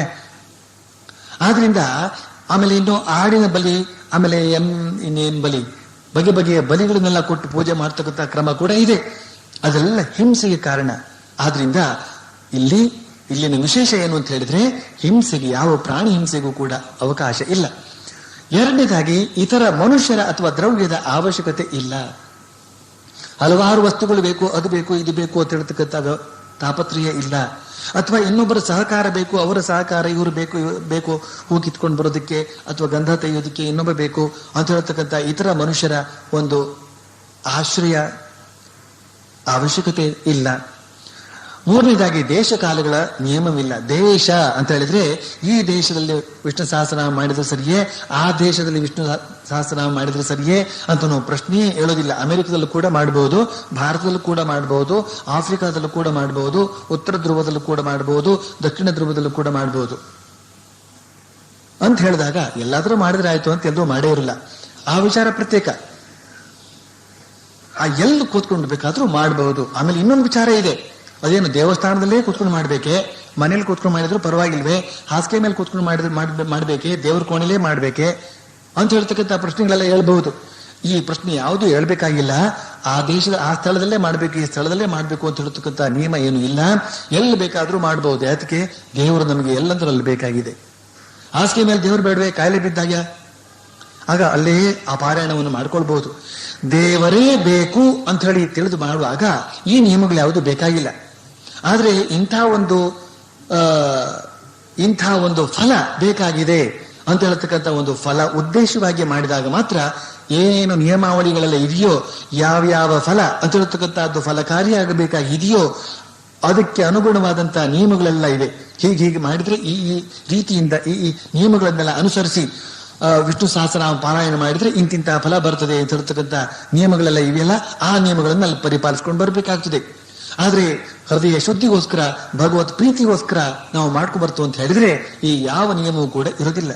ದೇಶದ ನಿಯಮವೂ ಇಲ್ಲ, ಕಾಲದ ನಿಯಮವೂ ಇಲ್ಲ. ಬೆಳಿಗ್ಗೆ ಮಾಡ್ಬೇಕೆ, ಸಾಯಂಕಾಲ ಮಾಡ್ಬೇಕೆ, ಮಧ್ಯಾಹ್ನ ಊಟ ಮಾಡಿದ ಮೇಲೆ ಮಾಡಬಹುದೇ ಬೇಡವೇ ಅಂತ ಹೇಳ್ತಕ್ಕಂಥ ಈ ಯಾವ ಕಾಲದ ಪ್ರಶ್ನೆಯೂ ಕೂಡ ಹೇಳೋದಿಲ್ಲ. ಅವನು ಯಾವಾಗ ಬೇಕಾದ್ರೂ ಅದನ್ನು ಮಾಡ್ಕೊಂಡು ಹೋಗ್ತಾ ಇರಬಹುದು. ಎಷ್ಟು ಅದ್ಭುತವಾಗಿದೆ ನೋಡಿ. ಇದನ್ನ ತಿಳಿದಿದ್ದು ಕೂಡ ಮತ್ತೆ ಪ್ರಶ್ನೆ ಕೇಳಬಾರದು. ಅಂಥ ಒಂದು ದೃಢ ನಿಷ್ಠೆ ಇಟ್ಕೊಂಡಿರ್ಬೇಕು.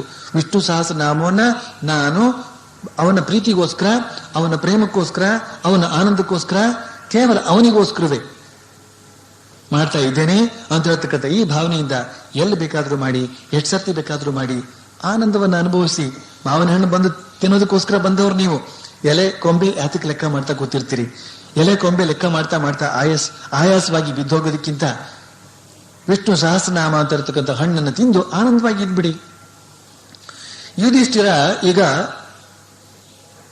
ಭೀಷ್ಮನನ್ನ ಕೇಳ್ತಾನೆ, ಕಿಮೇಕಂ ದೈವತಂ ಲೋಕೆ ಕಿಂ ವಾಪ್ಯೇಕಂ ಪರಾಯಣಂ ಸ್ತುವಂತಕ್ಕಂ ಕಮರ್ಚಂತಃ ಪ್ರಾಪ್ನುಯು ಮಾನವ ಶುಭಾಂ. ಲೋಕದಲ್ಲಿ ಏಕಮಾತ್ರನಾದ ದೇವರು ಯಾರು? ಅಥವಾ ಏಕಮಾತ್ರ ಆಶ್ರಯ ಸ್ಥಾನ ಯಾವುದು? ಯಾರ ಗುಣ ಸಂಕೀರ್ತನೆ ಮಾಡಿ ಶುಭವನ್ನ ಪಡೆಯಬಹುದು? ಯಾರ ಪೂಜೆ ಮಾಡಿ ಶುಭ ಹೊಂದುತ್ತಾರೆ ಜನ ಅಂತ. ಇನ್ನೊಂದು, ಕೋ ಧರ್ಮ ಸರ್ವಧರ್ಮಾಣಾಂ ಭವತಃ ಪರಮೋಮತಃ ಕಿಂ ಜಪನ್ ಮುಚ್ಚತೆ ಜಂತು ಜನ್ಮ ಸಂಸಾರ ಬಂಧನಾತ್. ಸಮಸ್ತ ಧರ್ಮಗಳಲ್ಲಿ ಯಾವುದು ಶ್ರೇಷ್ಠ ಎಂದು ನಿನ್ನ ಅಭಿಪ್ರಾಯ ಹೇ ಭೀಷ್ಮ? ಯಾವುದನ್ನು ಜಪಿಸುತ್ತಾ ಅವನು ಜನ್ಮ ಸಂಸಾರ ಬಂಧನದಿಂದ ಮುಕ್ತನಾಗುತ್ತಾನೆ?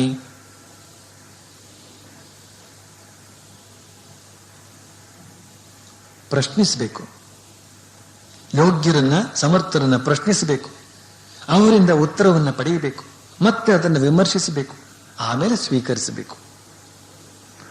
ವಿಮರ್ಶಿಸಿ ಸ್ವೀಕರಿಸಬೇಕಾದಲ್ಲಿ ಎರಡು ಅಂಶಗಳಿವೆ. ಒಂದು ಸಾಧನೆ, ಇನ್ನೊಂದು ಸಾಧ್ಯ. ಒಂದು ಉಪಾಯ, ಇನ್ನೊಂದು ಉಪೇಯ. ಸಾಧನೆ ಮಾಡೋದು ಹೇಗೆ ಅಂತ ಅನ್ನೋದನ್ನು ತಿಳ್ಕೊಳ್ಬೇಕು. ಸಾಧನೆ ಮಾಡಿ ಪಡೆಯತಕ್ಕಂತಹ ವಸ್ತು ಯಾವುದಿದೆಯೋ ಅದು ಸಾಧ್ಯ. ಆ ಸಾಧ್ಯ ಯಾವುದು ಅನ್ನೋದನ್ನು ಕೂಡ ನಾವು ಸ್ಪಷ್ಟವಾಗಿ ತಿಳಿದುಕೊಳ್ಬೇಕು. ಉಪಾಯ ಅದೇ ಸಾಧನ. ಸಾಧನೆಗೆ ಇನ್ನೊಂದು ಹೆಸರು ಉಪಾಯ. ಉಪಾಯ ಏನು ಅಂದ್ರೆ ಸಾಧನೆ ಏನು ಅಂತ ಅರ್ಥ. ಉಪೇಯ, ಆ ಉಪಾಯದಿಂದ ಪಡೆಯಬೇಕಾದಂತಹ ಶ್ರೇಷ್ಠ ವಸ್ತು ಯಾವುದಿದೆಯೋ ಅದೇ ಉಪೇಯ. ಈ ಉಪೇಯ ಯಾವುದು ಅಂತ ಅನ್ನೋದನ್ನ ಸ್ಪಷ್ಟವಾಗಿ ತಿಳಿದುಕೊಳ್ಬೇಕು. ಉಪಾಯಗಳಲ್ಲಿ ದೋಷಪೂರ್ಣ ಉಪಾಯ ಅಂತ ಒಂದಿದೆ, ದೋಷರಹಿತ ಉಪಾಯ ಅಂತ ಇನ್ನೊಂದಿದೆ. ದೋಷಪೂರ್ಣ ಉಪಾಯ ಯಾವುದು ಅಂದ್ರೆ ಯಾವ ಉಪಾಯದಲ್ಲಿ ಧನ ವ್ರಯ ಇರ್ತದೋ, ವೃಥಾ ಆಯಾಸ ಇರ್ತದೋ, ದಾರಿ ತಪ್ಪುವ ಸಂಭವ ಇರ್ತದೋ, ಮತ್ತು ಅಷ್ಟೆಲ್ಲ ಕಷ್ಟಪಟ್ಟು ಕೂಡ ಅತ್ಯಲ್ಪ ಫಲ ಮಾತ್ರ ಸಿಗ್ತದೋ ಅದೆಲ್ಲ ದೋಷಪೂರ್ಣವಾದಂತಹ ಉಪಾಯ ಸಾಧನೆ. ದೋಷರಹಿತ ಉಪಾಯ ಯಾವುದು ಅಂದ್ರೆ ಅದರಲ್ಲಿ ಅಪಾಯ ಇಲ್ಲ, ಅದರಲ್ಲಿ ಅಮರತ್ವ ಪ್ರಾಪ್ತಿ ಇದೆ, ಅದು ಸುಲಭ ಸಾಧ್ಯವಾಗಿರುತ್ತದೆ ಮತ್ತು ಅನಂತ ಫಲವನ್ನು ಕೊಡುತ್ತದೆ. ಅತ್ಯಂತ ಸುಲಭವಾಗಿರುತ್ತದೆ, ಅನಂತ ಫಲವನ್ನು ಕೊಡುತ್ತದೆ. ಹೀಗೆ ಇದು ಬಹಳ ಮುಖ್ಯವಾದಂತಹ ಅಂಶ. ಇನ್ನು ಸಾಮಾನ್ಯ ಉಪೇಯ ಅಂತಂದ್ರೇನು?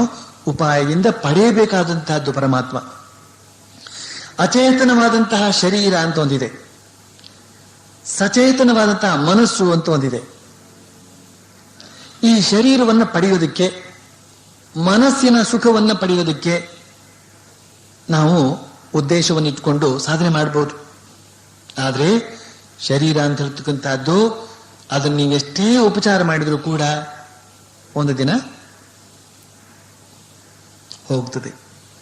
ಈ ಮನಸ್ಸು ಅಂತ ಹೇಳ್ತಕ್ಕಂಥದ್ದು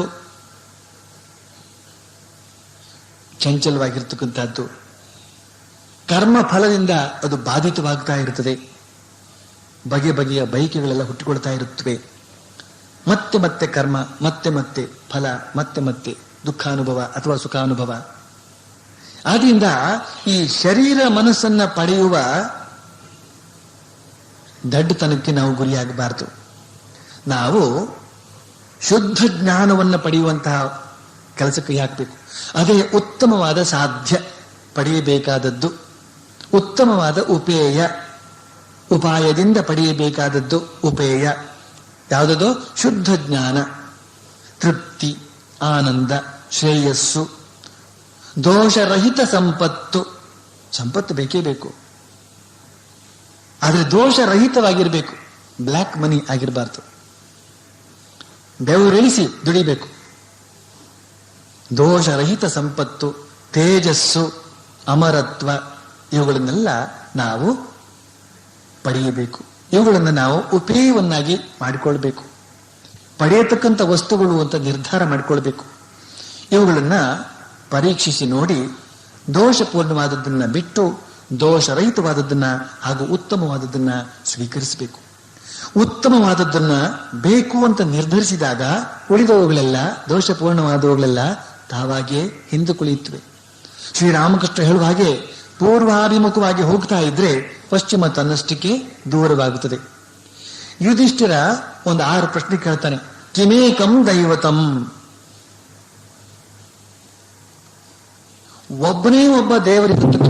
ಯಜಂತೆ ಸಾತ್ವಿಕಾ ದೇವಾನ್ ಯಕ್ಷರಕ್ಷಾಂಸಿ ರಾಜಸಾಹ ಪ್ರೇತಾನ್ ಭೂತಗಣಾಂಶ್ಚಾನ್ಯೇ ಯಜಂತೆ ತಾಮಸಾ ಜನಾಃ ಯಾಂತಿ ದೇವವ್ರತಾ ದೇವಾನ್ ಪಿತॄನ್ ಯಾಂತಿ ಪಿತೃವ್ರತಾಃ ಭೂತಾನಿ ಯಾಂತಿ ಭೂತೇಜ್ಯ ಯಾಂತಿ ಮದ್ಯಾಜಿನೋಪಿ ಮಾಂ.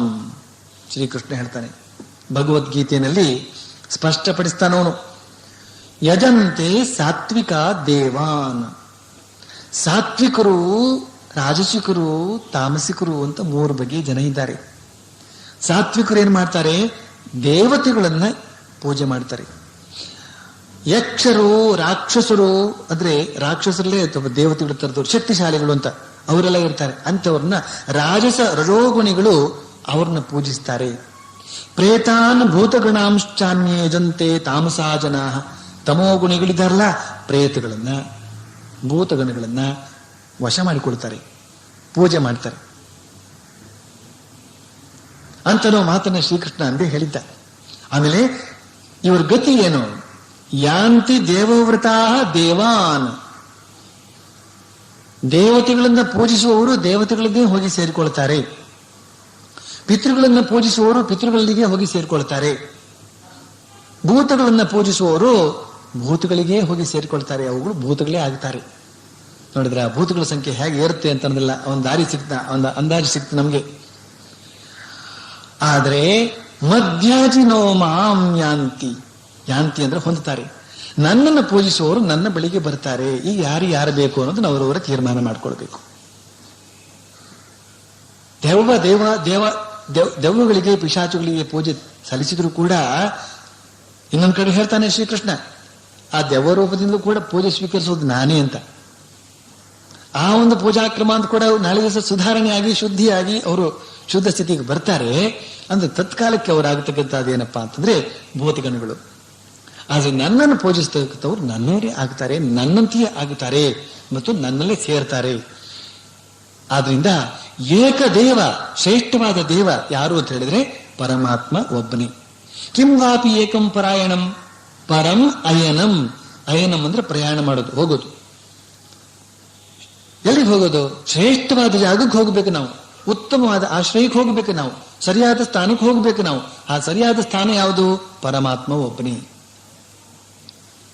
ಪರ ಅಯಣಂ, ವಿಷ್ಣು ಪಾರಾಯಣ. ಸಹಸ್ರನಾಮ ಪಾರಾಯಣ ಅಂತಂದ್ರೆ ಸಹಸ್ರನಾಮದ ಮೂಲಕ ಅದೇ ಪರಸ್ಥಾನವನ್ನು ಹೋಗಿ ಸೇರುವುದು ಅಂತ ಅರ್ಥ. ಪಾರಾಯಣ ಮಾಡ್ತಾ ಮಾಡ್ತಾ ಮಾಡ್ತಾ ಮಾಡ್ತಾ ಮಾಡ್ತಾ ಮನಸ್ಸು ಊರ್ಧ್ವಗಾಮಿ ಆಗ್ತದೆ. ವೈಕುಂಠ ಲೋಕ ಅಭಿಮುಖವಾಗಿ ಅದು ಹೊರಟು ಬಿಡ್ತದೆ. ತನ್ನಷ್ಟಕ್ಕೆ ಅದು ಏರ್ತಾ ಇರ್ತದೆ. ಅವನು ಕಣ್ಣು ತೆರೆದ್ರು ಕಣ್ಣು ಮುಚ್ಚಿದ್ರು ಕೂಡ ಅದೇ ವೈಕುಂಠ ದರ್ಶನವನ್ನೇ ಮಾಡ್ತಾ ಇರ್ತಾನೆ. ದಿವ್ಯವಾದಂತಹ ಒಂದು ಅನುಭವವೇ ಅವನಿಗೆ ಆಗ್ತಾ ಇರ್ತದೆ. ಈ ಲೋಕ ಅಂತ ಹೇಳ್ತಕ್ಕಂಥದ್ದು ಸಂಪೂರ್ಣ ಅವನ ದೃಷ್ಟಿಯಿಂದ ಮರೆಮಾಜಿ ಹೋಗಿಬಿಡ್ತದೆ. ಈಶಾವಾಸ್ಯ ನಿಧಂ ಜಗತ್ ಸರ್ವಂ, ಎಲ್ಲವೂ ಕೂಡ ಪರಮಾತ್ಮನಿಂದ ಆವೃತವಾಗಿದೆ. ಆದ್ರಿಂದ ಯಾವಾಗ ನಾವು ಪರಮಾತ್ಮ ಒಂದು ಧ್ಯಾನವನ್ನು ಮಾಡ್ತೀವೋ ಆಗ ಅವನೇ ತುಂಬಿಕೊಡ್ತಾನೆ. ಆ ಒಂದು ಪರಮ ಆಶ್ರಯದಲ್ಲಿ ನಾವು ಸ್ಥಾನವನ್ನು ಪಡೆಯುವಂತಾಗುತ್ತೇವೆ. ಆದರೆ ಇವುಗಳೆಲ್ಲ ಬೇರೆ ಬೇರೆ ಯೋಗ್ಯತೆಯುಳ್ಳವರಿಗೆ, ಬೇರೆ ಬೇರೆ ಗುಣದವರಿಗೆ ಮಾತ್ರ. ಯಾರ್ಯಾರು ಯಾವ್ಯಾವ ಮಟ್ಟದಲ್ಲಿ ಇರ್ತಾರೋ ಆಯಾಯ ಮಟ್ಟದ ಆಶ್ರಯ ಸ್ಥಾನವನ್ನು ಅವರು ಪಡಿತಾರೆ.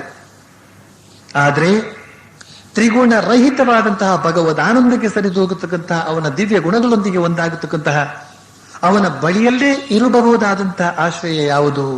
ಅದು ಅತ್ಯಂತ ಶ್ರೇಷ್ಠವಾದಂತಹ ಸ್ಥಾನ.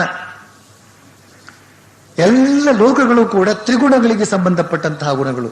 ಸಾತ್ವಿಕ ಗುಣ ಪ್ರಧಾನವಾದಂತಹ ಲೋಕಗಳಿರಬಹುದು, ಆದರೂ ಗುಣಪ್ರಧಾನವಾದಂತಹ ಲೋಕ ಆಯಿತು. ಆದ್ರಿಂದ ಅಲ್ಲಿ ಚಂಚಲತೆ ಇರುತ್ತದೆ, ಅಲ್ಲಿ ಗತಿ ಇರ್ತದೆ, ಹೋಗೋದು ಬರೋದು ಎಲ್ಲ ಇರ್ತದೆ.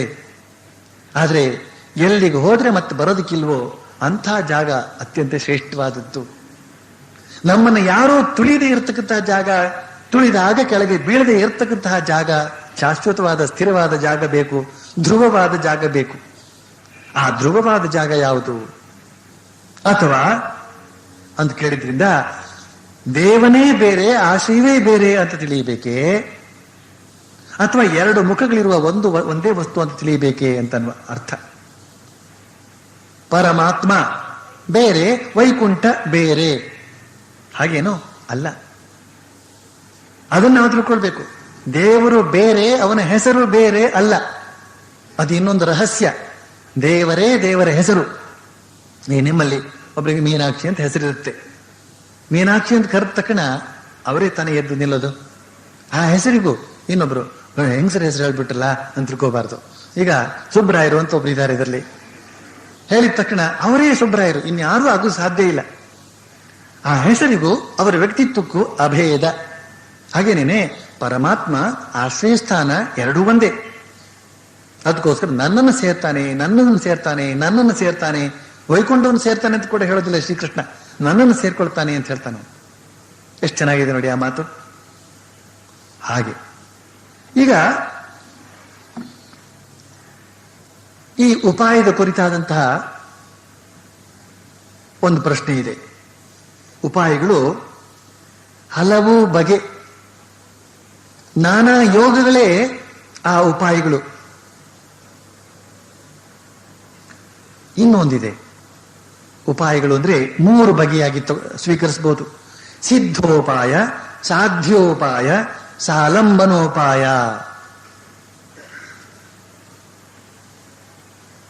ಸಿದ್ಧೋಪಾಯ ಅಂತಂದ್ರೆ ಏನದು? ಸ್ವಯಂ ಭಗವಂತನೇ ಆ ಸಿದ್ಧ ಉಪಾಯ.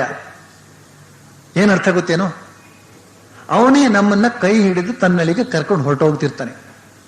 ಯಮೇ ವೈಷವೃಣುತೆ ತೇನ ಲಭ್ಯ.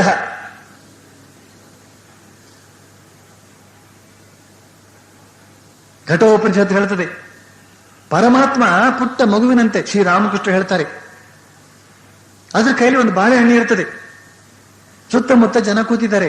ಮಗು ಅದ್ ನನ್ಗೆ ಕೊಡೋ ಅಂತ ನಾನಾ ಬಗೆಯಿಂದ ಅದನ್ನ ಊಪರ್ ಚಡಾವ್ ಮಾಡಿ ಉಪಚಾರ ಮಾಡಿ ಆ ಬಾಳೆಯನ್ನು ಕಿತ್ಕೊಳ್ಳೋ ಪ್ರಯತ್ನ ಪಡ್ತಾರೆ.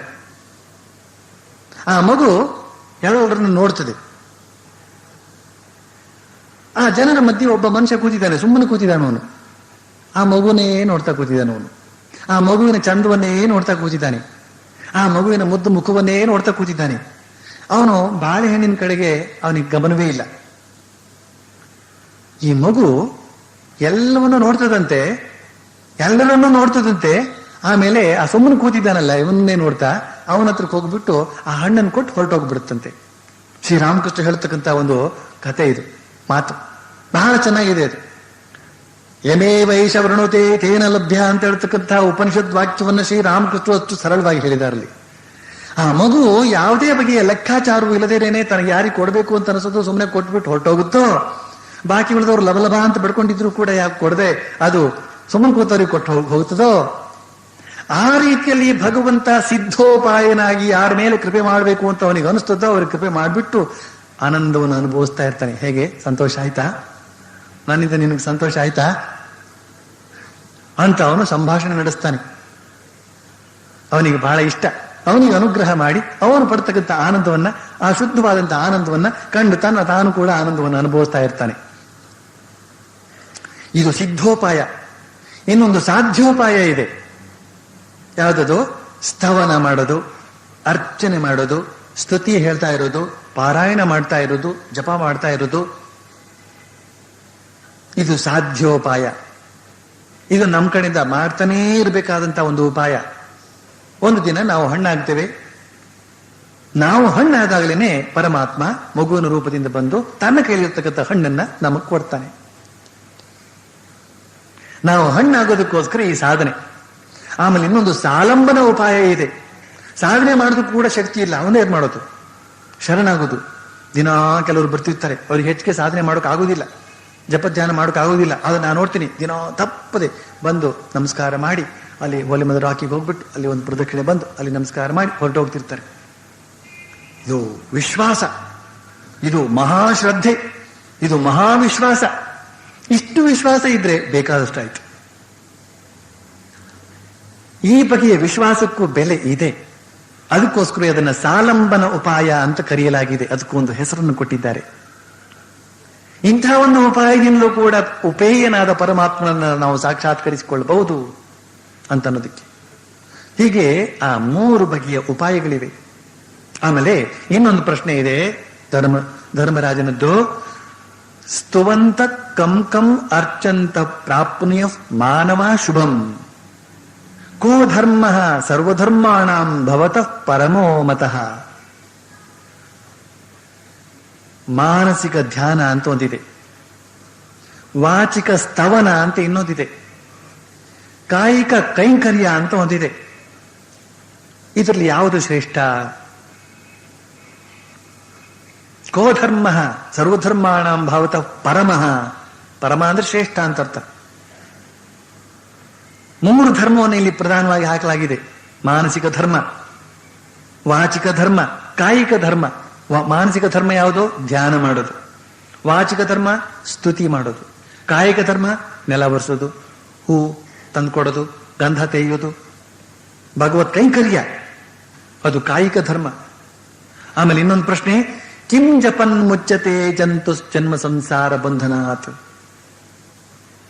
ಯಾವ ಜಪವನ್ನು ಮಾಡೋದ್ರಿಂದ ಜೀವಕೋಟಿ ಜನ್ಮ ಸಂಸಾರದಿಂದ ಪಾರಾಗಬಹುದು ಅಂತ ಈ 6 ಪ್ರಶ್ನೆಗಳು ಇಲ್ಲಿ ಕೇಳಲ್ಪಟ್ಟಿವೆ. ಈಗ ಭೀಷ್ಮ ಒಂದೊಂದಾಗಿ ಉತ್ತರಿಸ್ತಾನೆ. ಆದರೆ ಅವನದೇ ಆದ ಕ್ರಮದಿಂದ ಅವನು ಉತ್ತರಿಸ್ತಾನೆ. ಮೊದಲ ಪ್ರಶ್ನೆಗೆ ಮೊದಲು ಉತ್ತರ ಅಂತ ಹೇಳ್ತಕ್ಕಂಥ ಕ್ರಮ ಇಲ್ಲ. ಯಾವುದನ್ನು ಮೊದಲು ಹೇಳಬೇಕು ಅಂತ ಅವನಿಗೆ ಅನಿಸ್ತದೋ ಅದನ್ನು ಹೇಳ್ತಾನ. ಅಷ್ಟೇ ಅಲ್ಲ, ಕೊನೆಯ ಪ್ರಶ್ನೆಯಾದ ಯಾವ ಜಪ ಶ್ರೇಷ್ಠವಾದದ್ದು ಅಂತ ಅನ್ನೋ ಪ್ರಶ್ನೆಗೆ ಮೊದಲು ಉತ್ತರ ಕೊಡ್ತಾನೆ. ಉಪೇಯನಾದ ಅಂದ್ರೆ ಪಡೆಯಲ್ಪಡಬೇಕಾದ ದೇವನನ್ನ ಉಪಾಯದಿಂದ ಸಾಧನೆಯಿಂದ ಪಡೆಯಬೇಕಾಗಿರೋದ್ರಿಂದ ಶ್ರೇಷ್ಠ ಉಪಾಯವಾದ ಜಪವನ್ನ ಪ್ರಸ್ತಾಪಿಸ್ತಾನೆ. ಬಹುಶಃ ಭೀಷ್ಮನಿಗೆ ಜಪದ ಶಕ್ತಿಯಲ್ಲಿ ಹೆಚ್ಚು ನಂಬಿಕೆ ಅಂತ ಕಾಣುತ್ತದೆ. ಆದ್ರಿಂದ ಇತರ ಉಪಾಯಗಳಿಗಿಂತ ಜಪವನ್ನೇ ಮೊದಲು ಆರಿಸಿಕೊಂಡು ಹೇಳ್ತಾನೆ.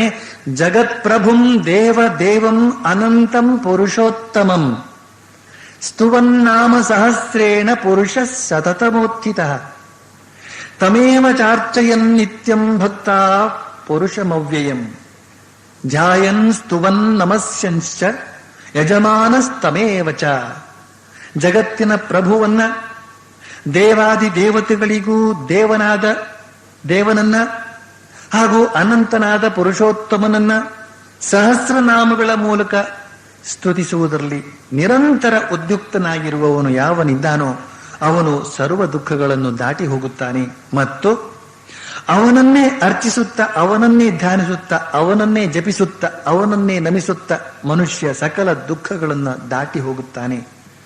ತಮೇವ ಚಾರ್ಚಯನ್ ನಿತ್ಯಂ ಭಕ್ತ ಪುರುಷಮವ್ಯಯಂ ಧ್ಯಾಯನ್ ಸ್ತುವನ್ ನಮಸ್ಯಂಶ್ಚ. ಅವನನ್ನೇ ಧ್ಯಾನಿಸ್ತಾ, ಅವನನ್ನೇ ಅರ್ಚಿಸ್ತಾ, ಅವನನ್ನೇ ಜಪಿಸ್ತಾ, ಅವನನ್ನೇ ನಮಿಸ್ತಾ ಮನುಷ್ಯ ಸಕಲ ದುಃಖಗಳನ್ನು ದಾಟಿ ಹೋಗ್ತಾನೆ ಅಂತ ನಾವು ಮಾತನ್ನು ಹೇಳ್ತಾನೆ. ಸತತೋತ್ಥಿತ, ನಿರಂತರ ಪ್ರಯತ್ನ. ಭಗವಂತನನ್ನ ನಿರಂತರ ಭಜಿಸುವುದು, ಜಪಿಸುವುದು ನಿತ್ಯಾನಂದಕ್ಕೆ ಸಾಧನ. ನಿರಂತರ ರಾಮ ರಾಮ ರಾಮ ರಾಮ ರಾಮ ರಾಮ ರಾಮ ರಾಮ ಅಂತ ಹೇಳಿದ್ರೆ ನಿರಂತರ ಆಯ್ತು ಅಲ್ವೇ? ಇಲ್ಲ, ಅಲ್ಲಿ ಅಂತರ ಇದೆ. ಒಮ್ಮೆ ರಾಮ ಇನ್ನೊಮ್ಮೆ ರಾಮ ಅಂದಾಗ ಎರಡು ರಾಮಗಳ ಮಧ್ಯೆ ಒಂದು ಅಂತರ ಇದೆ. ಇಲ್ಲಿ ಈ ಅಂತರವೂ ಕೂಡ ಇಲ್ಲ. ನಿರಂತರ ಅಂತ ಹೇಳಿದ್ರೆ ತೈಲಧಾರಾವತ್, ತೈಲ ಅಂದ್ರೆ ಎಣ್ಣೆ. ಒಂದು ಪಾತ್ರೆಯಿಂದ ಎಣ್ಣೆಯನ್ನ ಬಗ್ಗಿಸಿ ಇನ್ನೊಂದು ಪಾತ್ರೆಗೆ ಹಾಕುವಾಗ ಅದು ಸ್ವಲ್ಪವೂ ಕೂಡ ಕಡಿಯದೆ ತೊಟ್ಟು ತೊಟ್ಟಾಗಿ ಬೀಳದೆ ಒಂದೇ ಒಂದು ದಾರದಂತೆ ಹೇಗೆ ಬೀಳ್ತದೋ ಆ ರೀತಿಯಲ್ಲಿ ನಾವು ಸ್ಮರಿಸತಕ್ಕಂತಹದ್ದೇ ನಿರಂತರವಾಗಿ ಸ್ಮರಿಸುವುದು ಅಂತ ಅರ್ಥ. ಶ್ರುತಿ ಹೇಳ್ತದೆ, ಮನಸ್ಸನ್ನ ಭಗವಂತನಲ್ಲಿ ಆಳವಾಗಿ ನೆಲೆಗೊಳಿಸುವುದರಿಂದ ಎಲ್ಲ ಭಯ ದೂರವಾಗುತ್ತದೆ. ಇದಕ್ಕೇನಾದರೂ ಭಂಗ ಬಂದ್ರೆ ಭಯ ಪುನಃ ಹೆಡೆಯಾಡುತ್ತದೆ. ನಿರಂತರವಾಗಿ ಭಗವಂತನ ಸ್ಮರಣೆ ಮಾಡಿದ ಪಕ್ಷದಲ್ಲಿ ಎಲ್ಲ ಬಗೆಯ ಭಯಗಳು ಕೂಡ ದೂರವಾಗುತ್ತವೆ. ಸ್ವಾಮೀಜಿ, ಯಾತಕೋ ಮರಣ ಭಯ ಬರ್ತಾ ಇದೆ ಅಂತ ಹೇಳೋರಿದ್ದಾರೆ.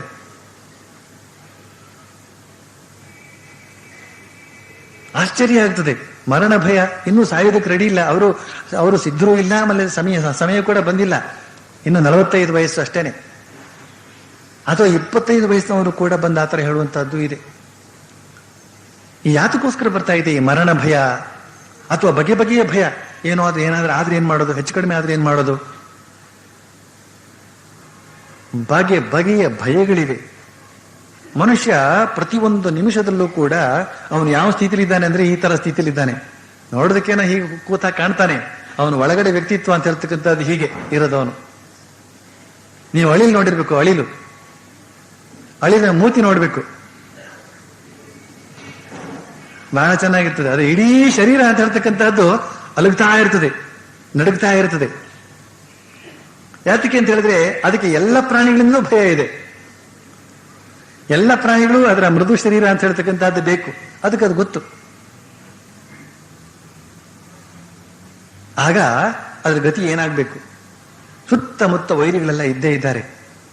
ಆದ್ರಿಂದ ಅದು ನಡ್ಕೊಂಡೇ ಇರ್ತದೆ, ಎಚ್ಚರವಾಗಿರ್ತದೆ. ಸ್ವಲ್ಪ ಸದ್ದು ಮಾಡಿ ಅಷ್ಟು ದೂರ ಹೋಗಿರ್ತದೆ, ಬಹಳ ಚೆನ್ನಾಗಿರ್ತದೆ. ಹಾಗೆ ನಾವು ಕೂಡ ಸ್ವಲ್ಪ ಯಾರಾದ್ರೂ ಹೆದರ್ಸ್ಲಿ ಎಷ್ಟು ನಡುಗ್ತೇವೆ ನಾವು. ಈ ಒಂದು ಭಯ ಅಂತ ಹೇಳ್ತಕ್ಕಂಥದ್ದು ನಮ್ಮನ್ನು ಕಾಡ್ತಾ ಇದೆ. ಈ ಭಯಕ್ಕೆ ಗುರಿಯಾಗಿ ನಾವು ಯಾವ ಒಂದು ಆನಂದವನ್ನು ಪಡೆದಕ್ಕಿದೆಯೋ ಈ ಜಗತ್ತಿನಲ್ಲಿ ಲೌಕಿಕವಾದ ಆನಂದ, ಅದನ್ನು ಕೂಡ ಸರಿಯಾದ ರೀತಿಯಲ್ಲಿ ಅನುಭವಿಸೋದಕ್ಕೆ ಸಾಧ್ಯವಿಲ್ಲ. ಎಷ್ಟೊತ್ತಿಗೆ ಸಾಲಗಾರ ಬರ್ತಾನೋ ಅಂತಲೇನೇ ಇಲ್ಲಿ ಪಾಯಸ ತಿಂತಾ ಇರ್ತಾನೋ.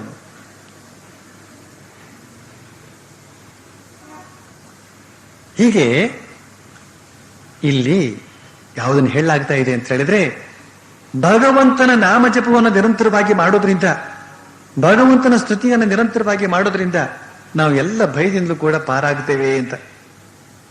ಶಾರೀರಿಕವಾಗಿ ಏನೇನು ಭಯಗಳೆಲ್ಲ ಬರಬಹುದು, ಆಧ್ಯಾತ್ಮಿಕ ಭಯ, ಆದಿಭೌತಿಕ ಭಯ, ಆದಿದೈವಿಕ ಭಯ, ಎಲ್ಲ ಬಗೆಯ ಶೋಕ ತಾಪಗಳೆಲ್ಲ ನಮ್ಮನ್ನು ಕಾಡ್ತಾ ಇರುತ್ತವೆ.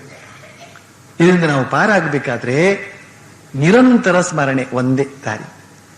ಅನಂತ ಶಕ್ತಿವಂತನಾದ ಪರಮಾತ್ಮನನ್ನು ನಾವು ಸ್ಮರಣೆ ಮಾಡಿದಾಗ, ಶಕ್ತಿಯೇ ನಮ್ಮ ಜೊತೆಲಿ ಸದಾ ಇದುವಂತೆ ಆದಾಗ ನಮಗೆ ಭಯ ಎಲ್ಲ ಬಂತು.